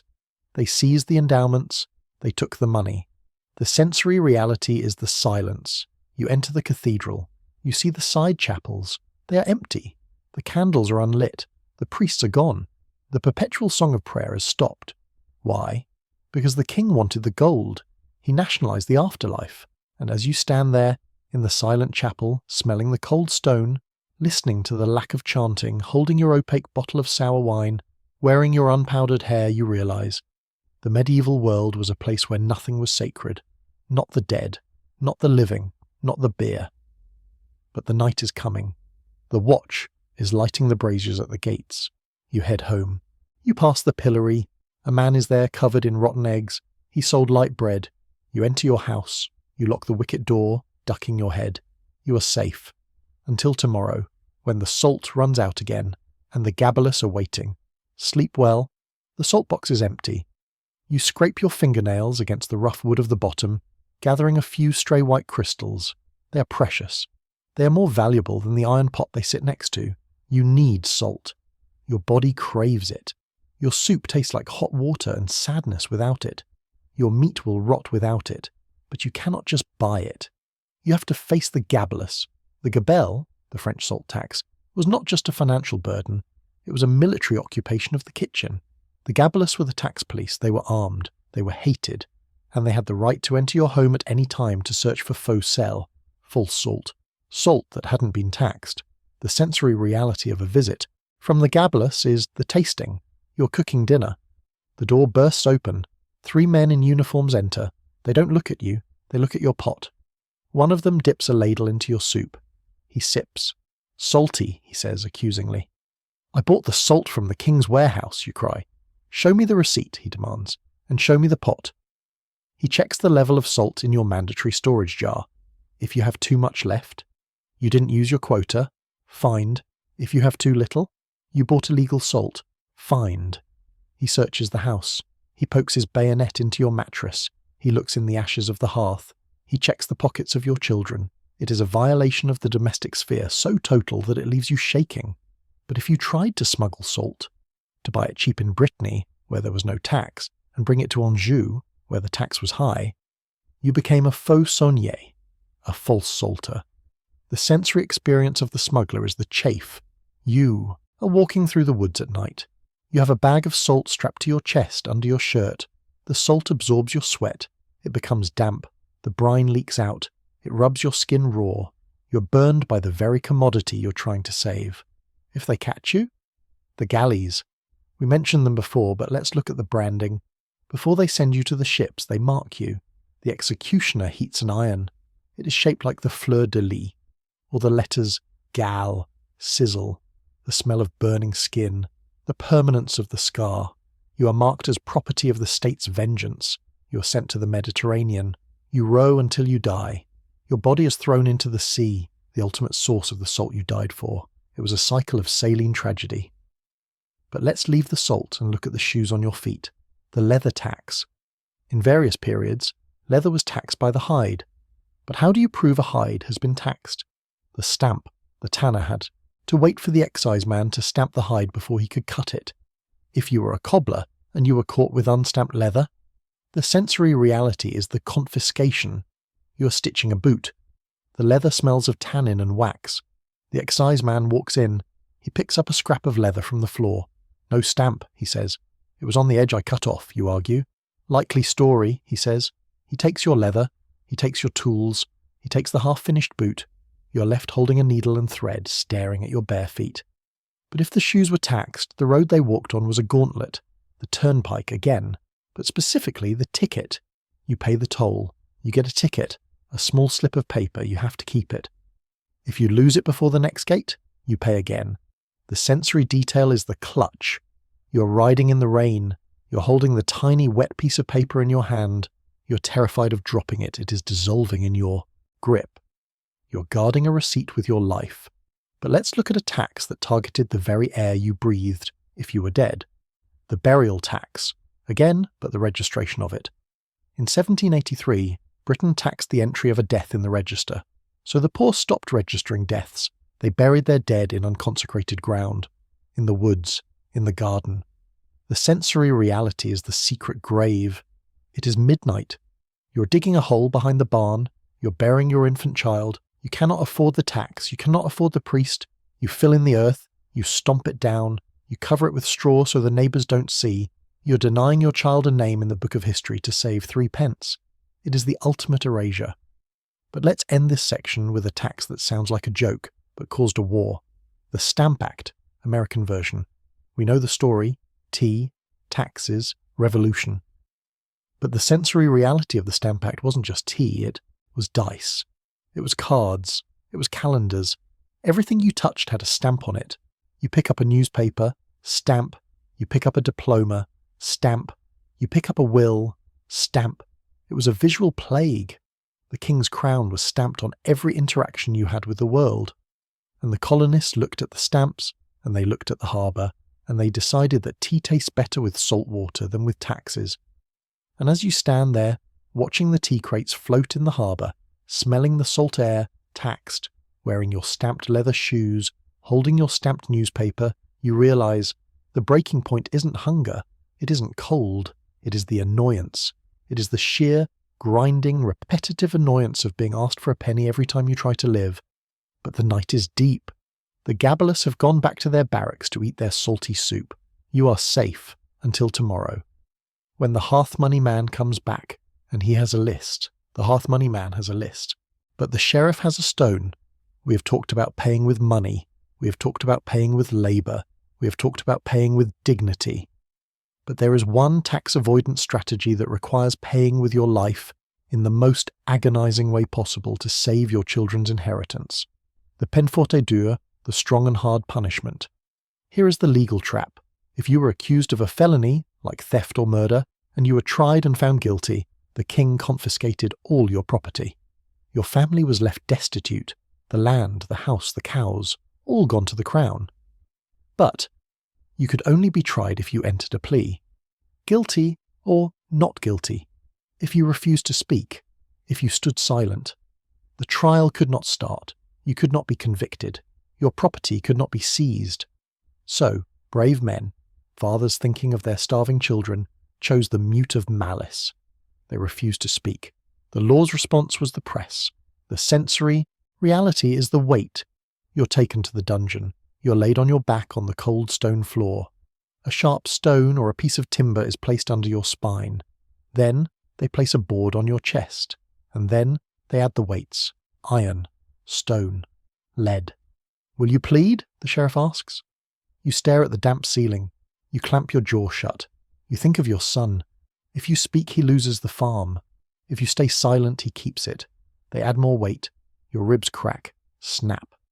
The sound is loud in the small echoing room. Your breath comes in shallow whistling gasps. Your eyes bulge from the pressure. They give you bad bread and stagnant water on alternate days, just to keep you alive longer to suffer.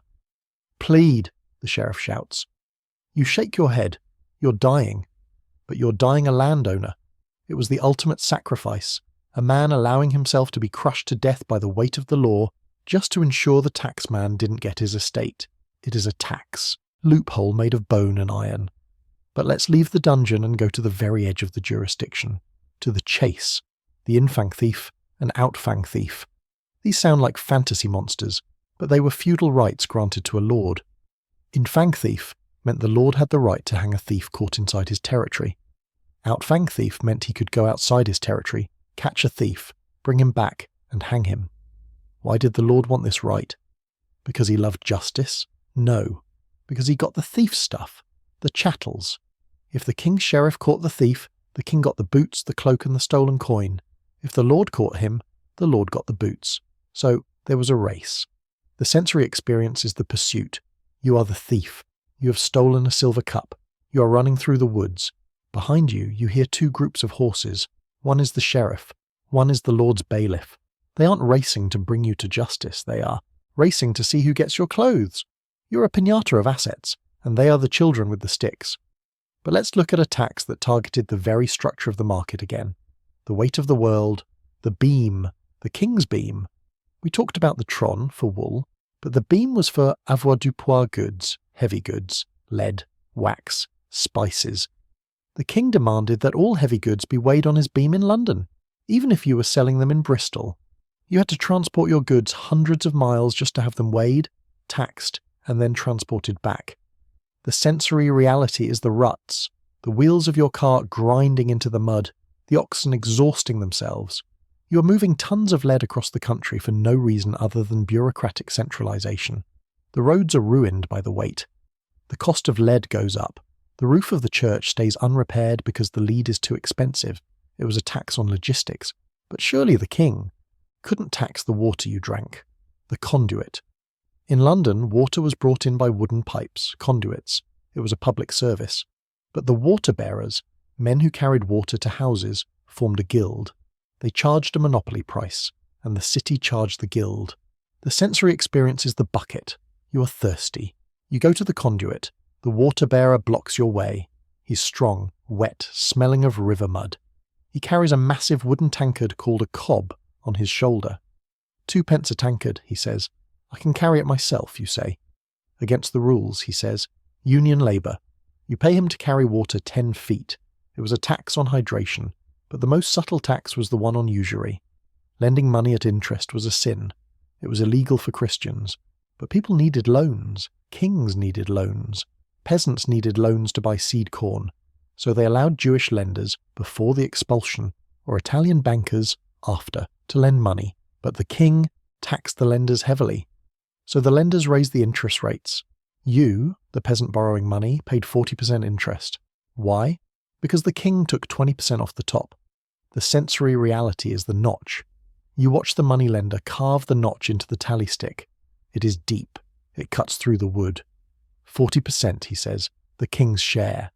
You're paying the king for the permission to be in debt, and as you stand there, holding the split tally stick, feeling the weight of the press on your chest, metaphorically, hopefully, listening to the race of the sheriff and the bailiff, smelling the stagnant water of the conduit, you realise. The medieval world was a place where every exit was a toll booth. But the night is almost over. The passing bell has stopped ringing. The curfew is lifted. There is one final tax, the one that waits at the very end of time, the Doomsday Book, not a tax but a survey. William the Conqueror wanted to know exactly what he owned, every pig, every plough, every acre. He sent his men to every village. Who owns this? How much is it worth? The sensory experience was the interrogation. The villagers stood in the square. They were terrified. They felt like it was the last judgment, hence Doomsday. The scribe wrote it all down, and once it was written, it was law. You couldn't argue. The book says you have 3 cows, the sheriff says. 1 died, you cry. The book says 3. Pay for 3. It was a tax on a memory of wealth, a static snapshot of a dynamic world, and as you close your eyes, preparing for the final rest of the night, you see the book. It is heavy, bound in leather, chained to a desk in Westminster. It has your name in it, or your ancestor's name, and a number. That number is your destiny. But you have survived the book. You have survived the press. You have survived the gabalus. The night is done. The sun is rising on a new era. An era of income tax, sales tax, and property tax. Different names, same squeeze. But for now, in the quiet of the morning before the world wakes up to demand its due, you are free. Take a breath. It's on the house. The sun has risen on a new era, free of the Doomsday Book, but unfortunately you have woken up with a pain in your side, a sharp, throbbing ache that refuses to be ignored. You have survived the taxman. Now you must survive the doctor. Welcome to the terrifying world of medieval surgery. In the modern world, a hospital is a place of sterility, white lights, and the smell of antiseptic. In the medieval world, the operating theatre was often a barber's shop, a market stall, or your own kitchen table, and the smell was not antiseptic. It was old blood, sawdust, and vinegar. You walk to the barber surgeon. He's standing in his doorway, sharpening a blade on a leather strop. Schwing, schwing. The sound sets your teeth on edge.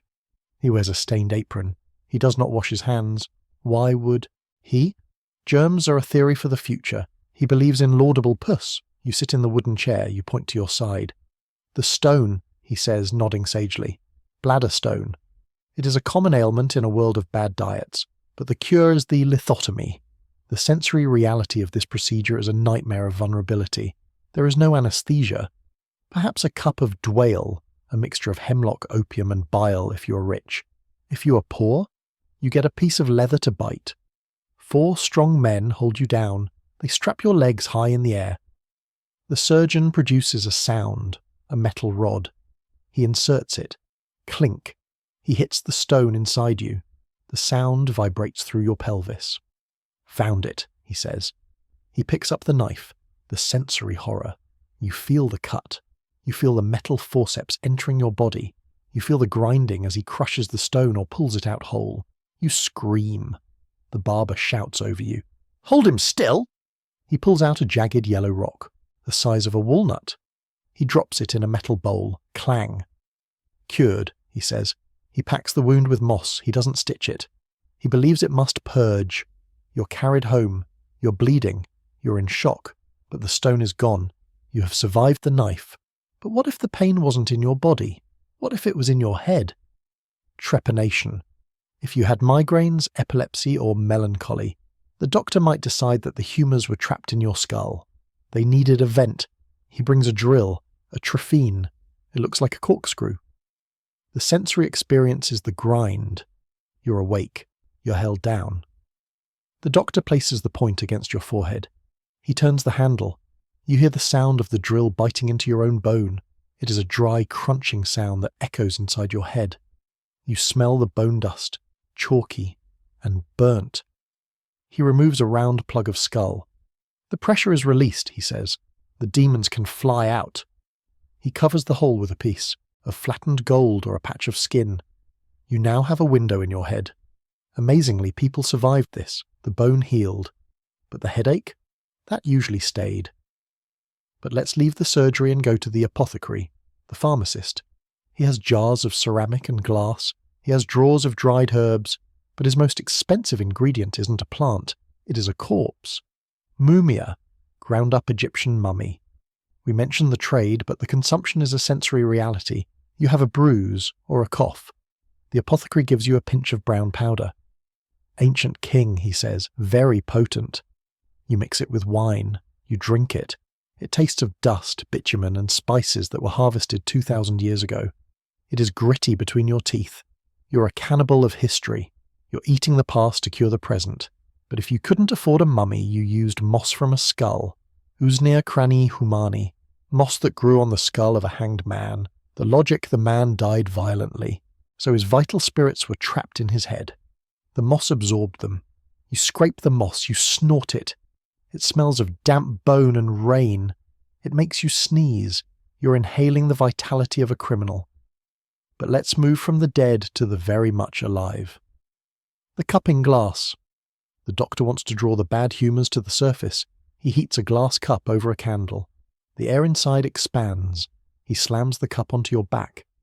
The sensory detail is the suction. As the air cools, it contracts.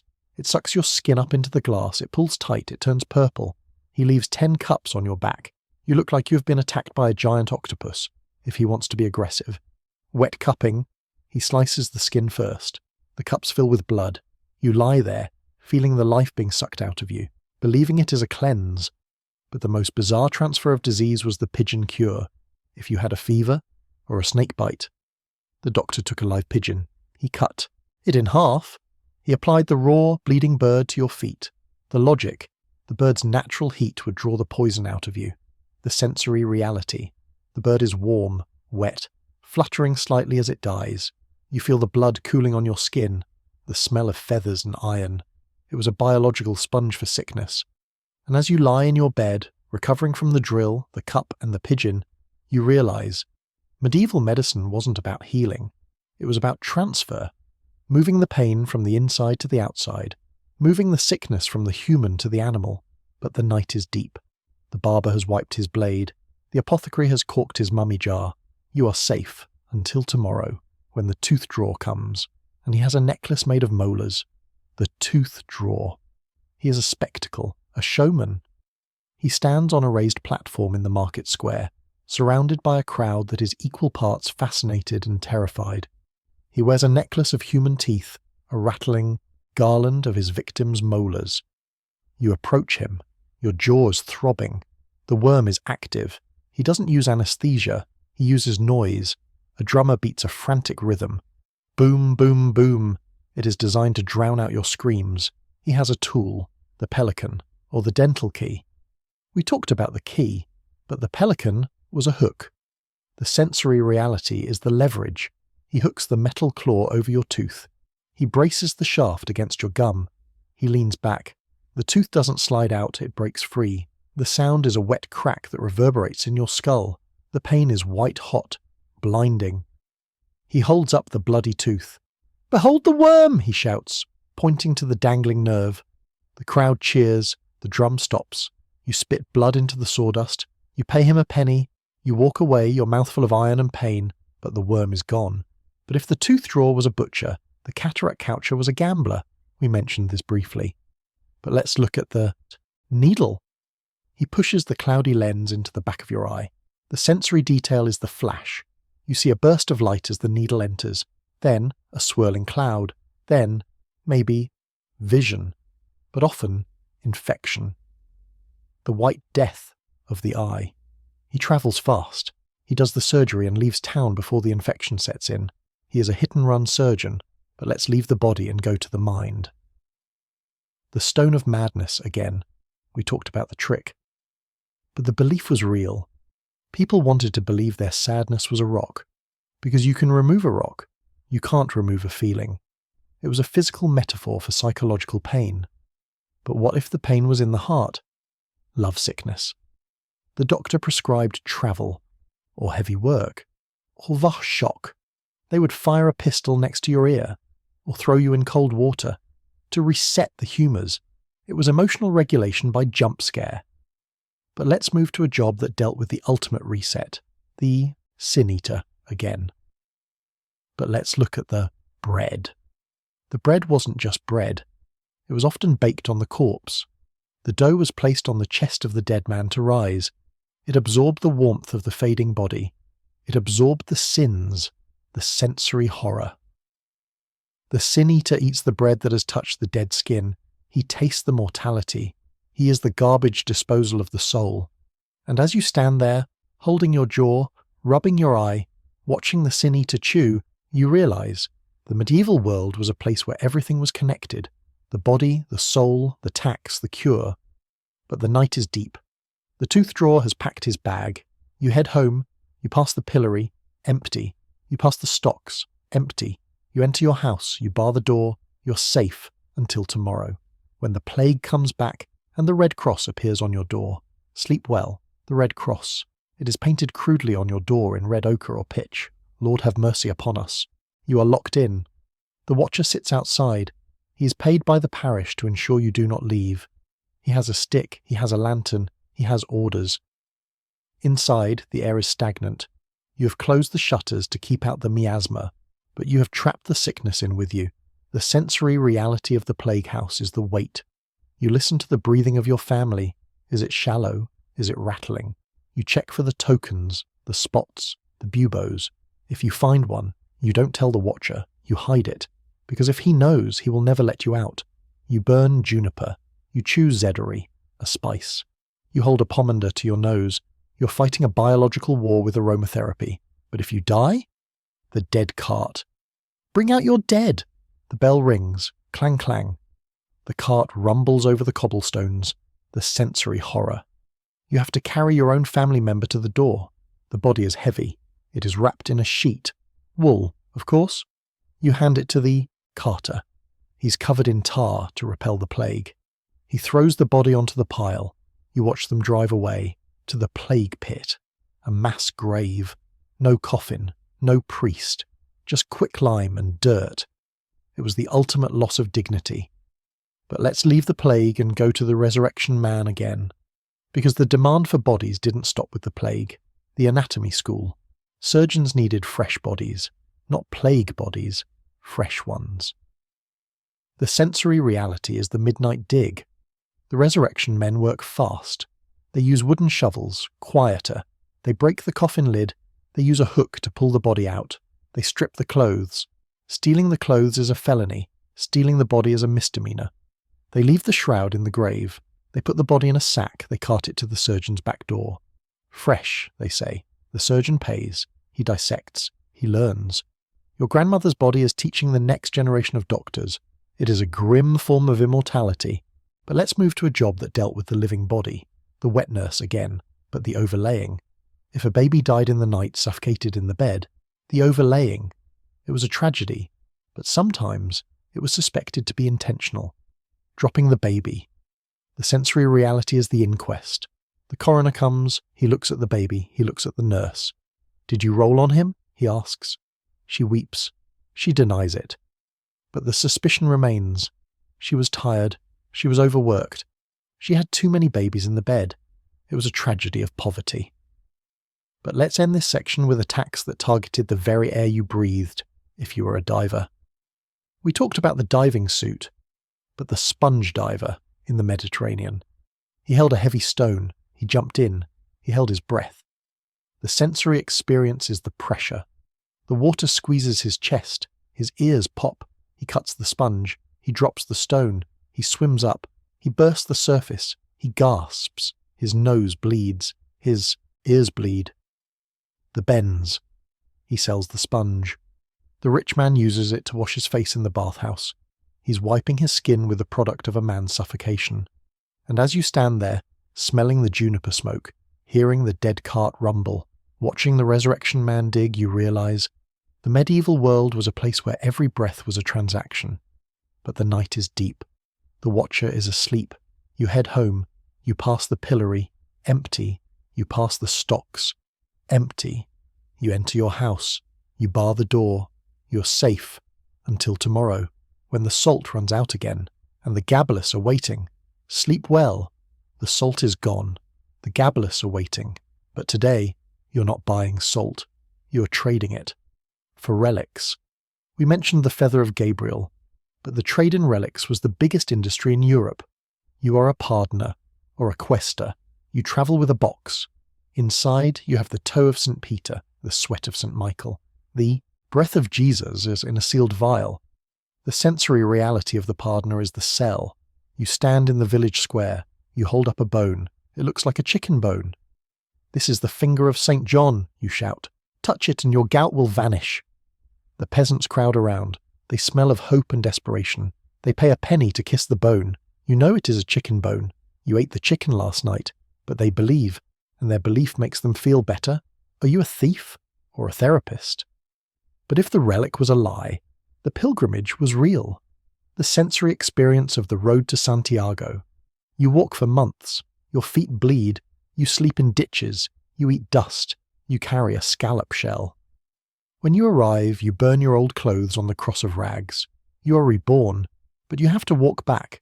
It was a spiritual marathon. But let's leave the road and go to the court, the jester, the fool. He was the only man allowed to tell the truth to, the king. But he had to be funny. The sensory reality is the fear behind the laugh. He makes a joke about the king's nose. The king laughs. The court laughs. But if the king is in a bad mood, the jester is whipped. He lives on the edge of the king's humour. He's a comedian with a death sentence hanging over his head. But sometimes the fool was natural. A person with learning disabilities, kept as a pet. The sensory horror. He's dressed in motley. He's fed scraps. He's laughed at. It was a cruel entertainment. But let's move to a job that was silent. The hermit. We talked about the bridge hermit, but the anchorite. A person, usually a woman, who was walled into a cell attached to the church. The anchor hold. The bishop says a mass of the dead over her. She enters the cell. The door is bricked up. She has a small window, squint to see the altar, and a window to the world to receive food. She never leaves. She lives in a box of stone for 40 years. The sensory reality. The smell of her own waste. She has a pit. The cold. The silence. People come to her window. They ask for advice. She's an oracle in a tomb. She has traded her freedom for holiness. But let's end this section with attacks that targeted the very end of the line. The Heriot again. But the Heriot of the poor. If you had no cow. They took your pot, or your coat. But what if you had nothing? God's penny. The priest would cut a lock of hair from the corpse. "I take this as a token," he says. He takes a piece of your body because you couldn't pay with gold. It was the ultimate repossession. And as you stand there, watching the anchorite's wall being built, hearing the jester's laugh, smelling the pardoner's bone, and feeling the priest cut your hair, you realize the medieval world was a place where everything was claimed. The body, the soul, the laugh, the silence. But the night is deep. The curfew rings. You head home. You pass the pillory. Empty. You pass the stocks. Empty. You enter your house. You bar the door. You're safe until tomorrow, when the window peeper comes back. And he has a telescope. Sleep well.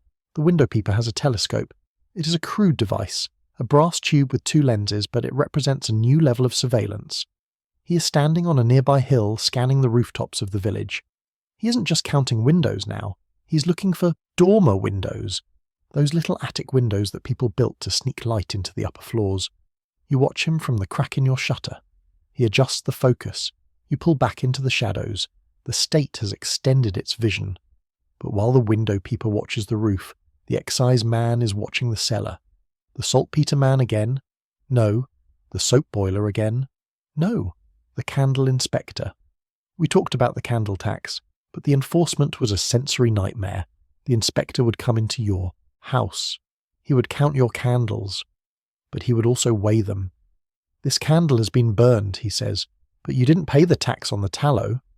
I made it from my own sheep, you protest. Illegal rendering, he says. He confiscates the candle. He leaves you in the dark. But let's leave the house and go to the market again. The forestalling again.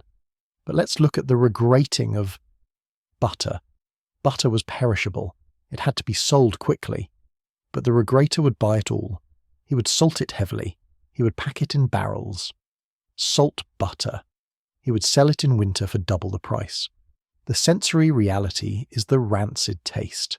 You buy the butter in January. It is yellow, hard, and smells of old milk. You spread it on your bread. It tastes like a barn floor.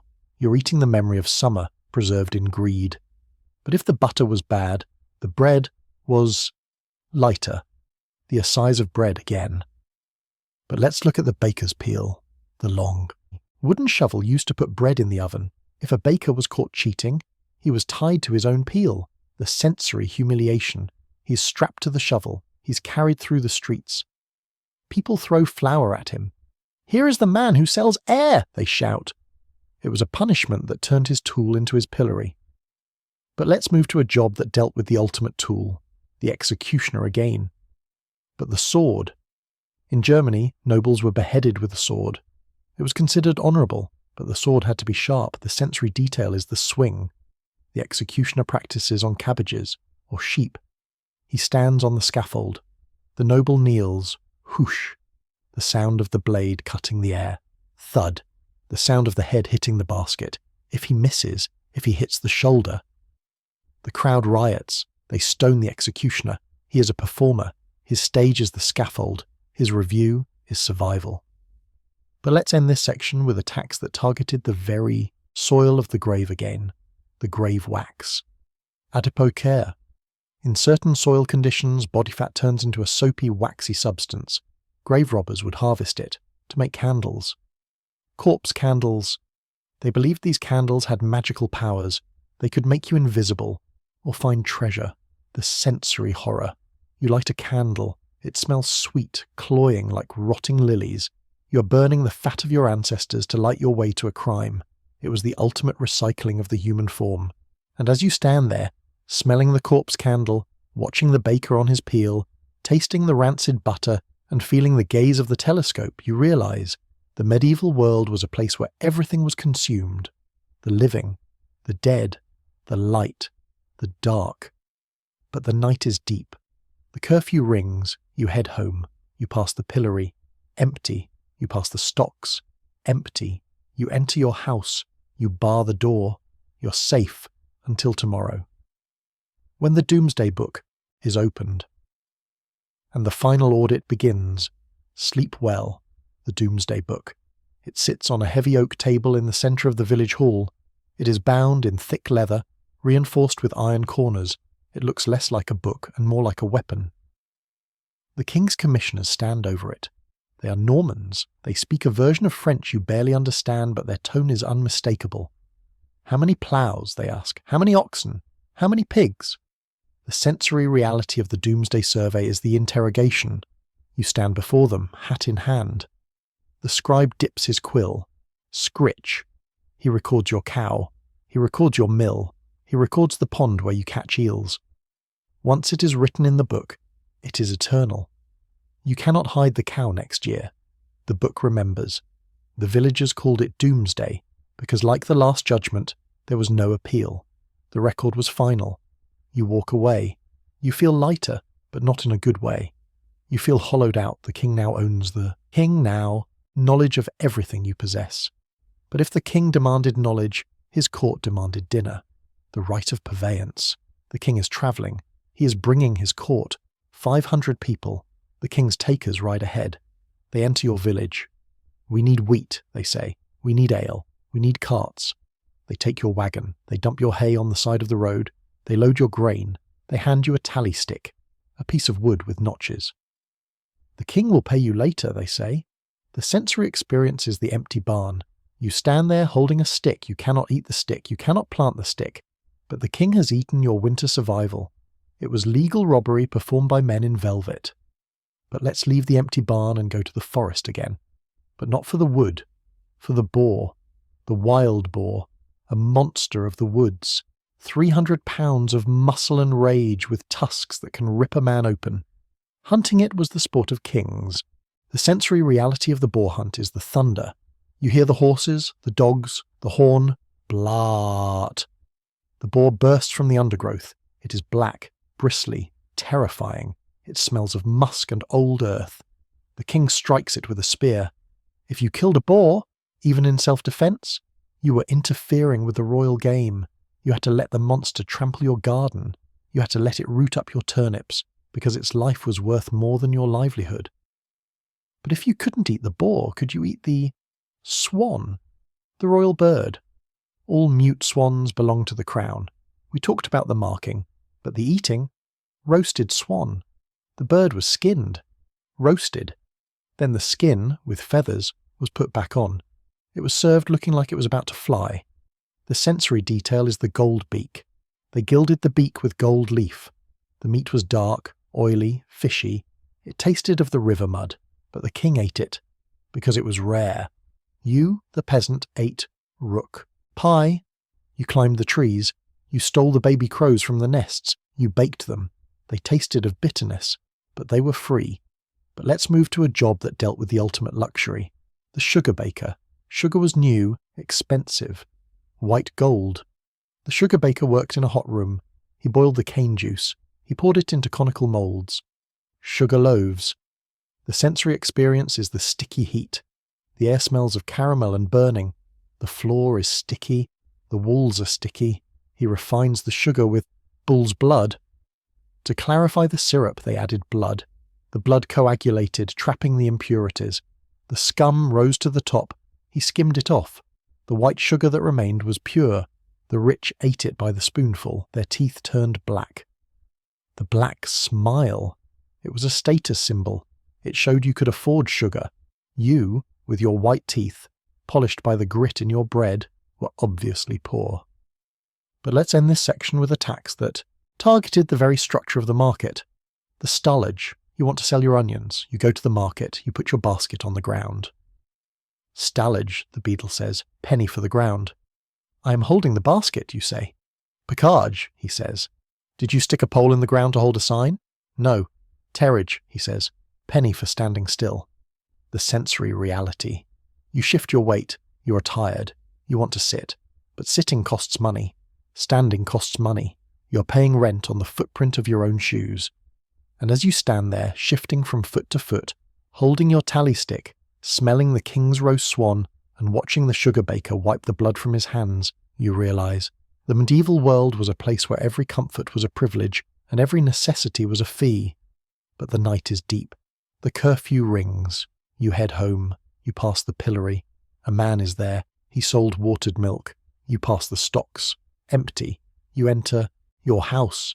You bar the door. You're safe until tomorrow, when the manorial court sits and you have been summoned. Suit of court. Sleep well. The fire in the hearth has finally burned down to a soft white ash. The glow is gone.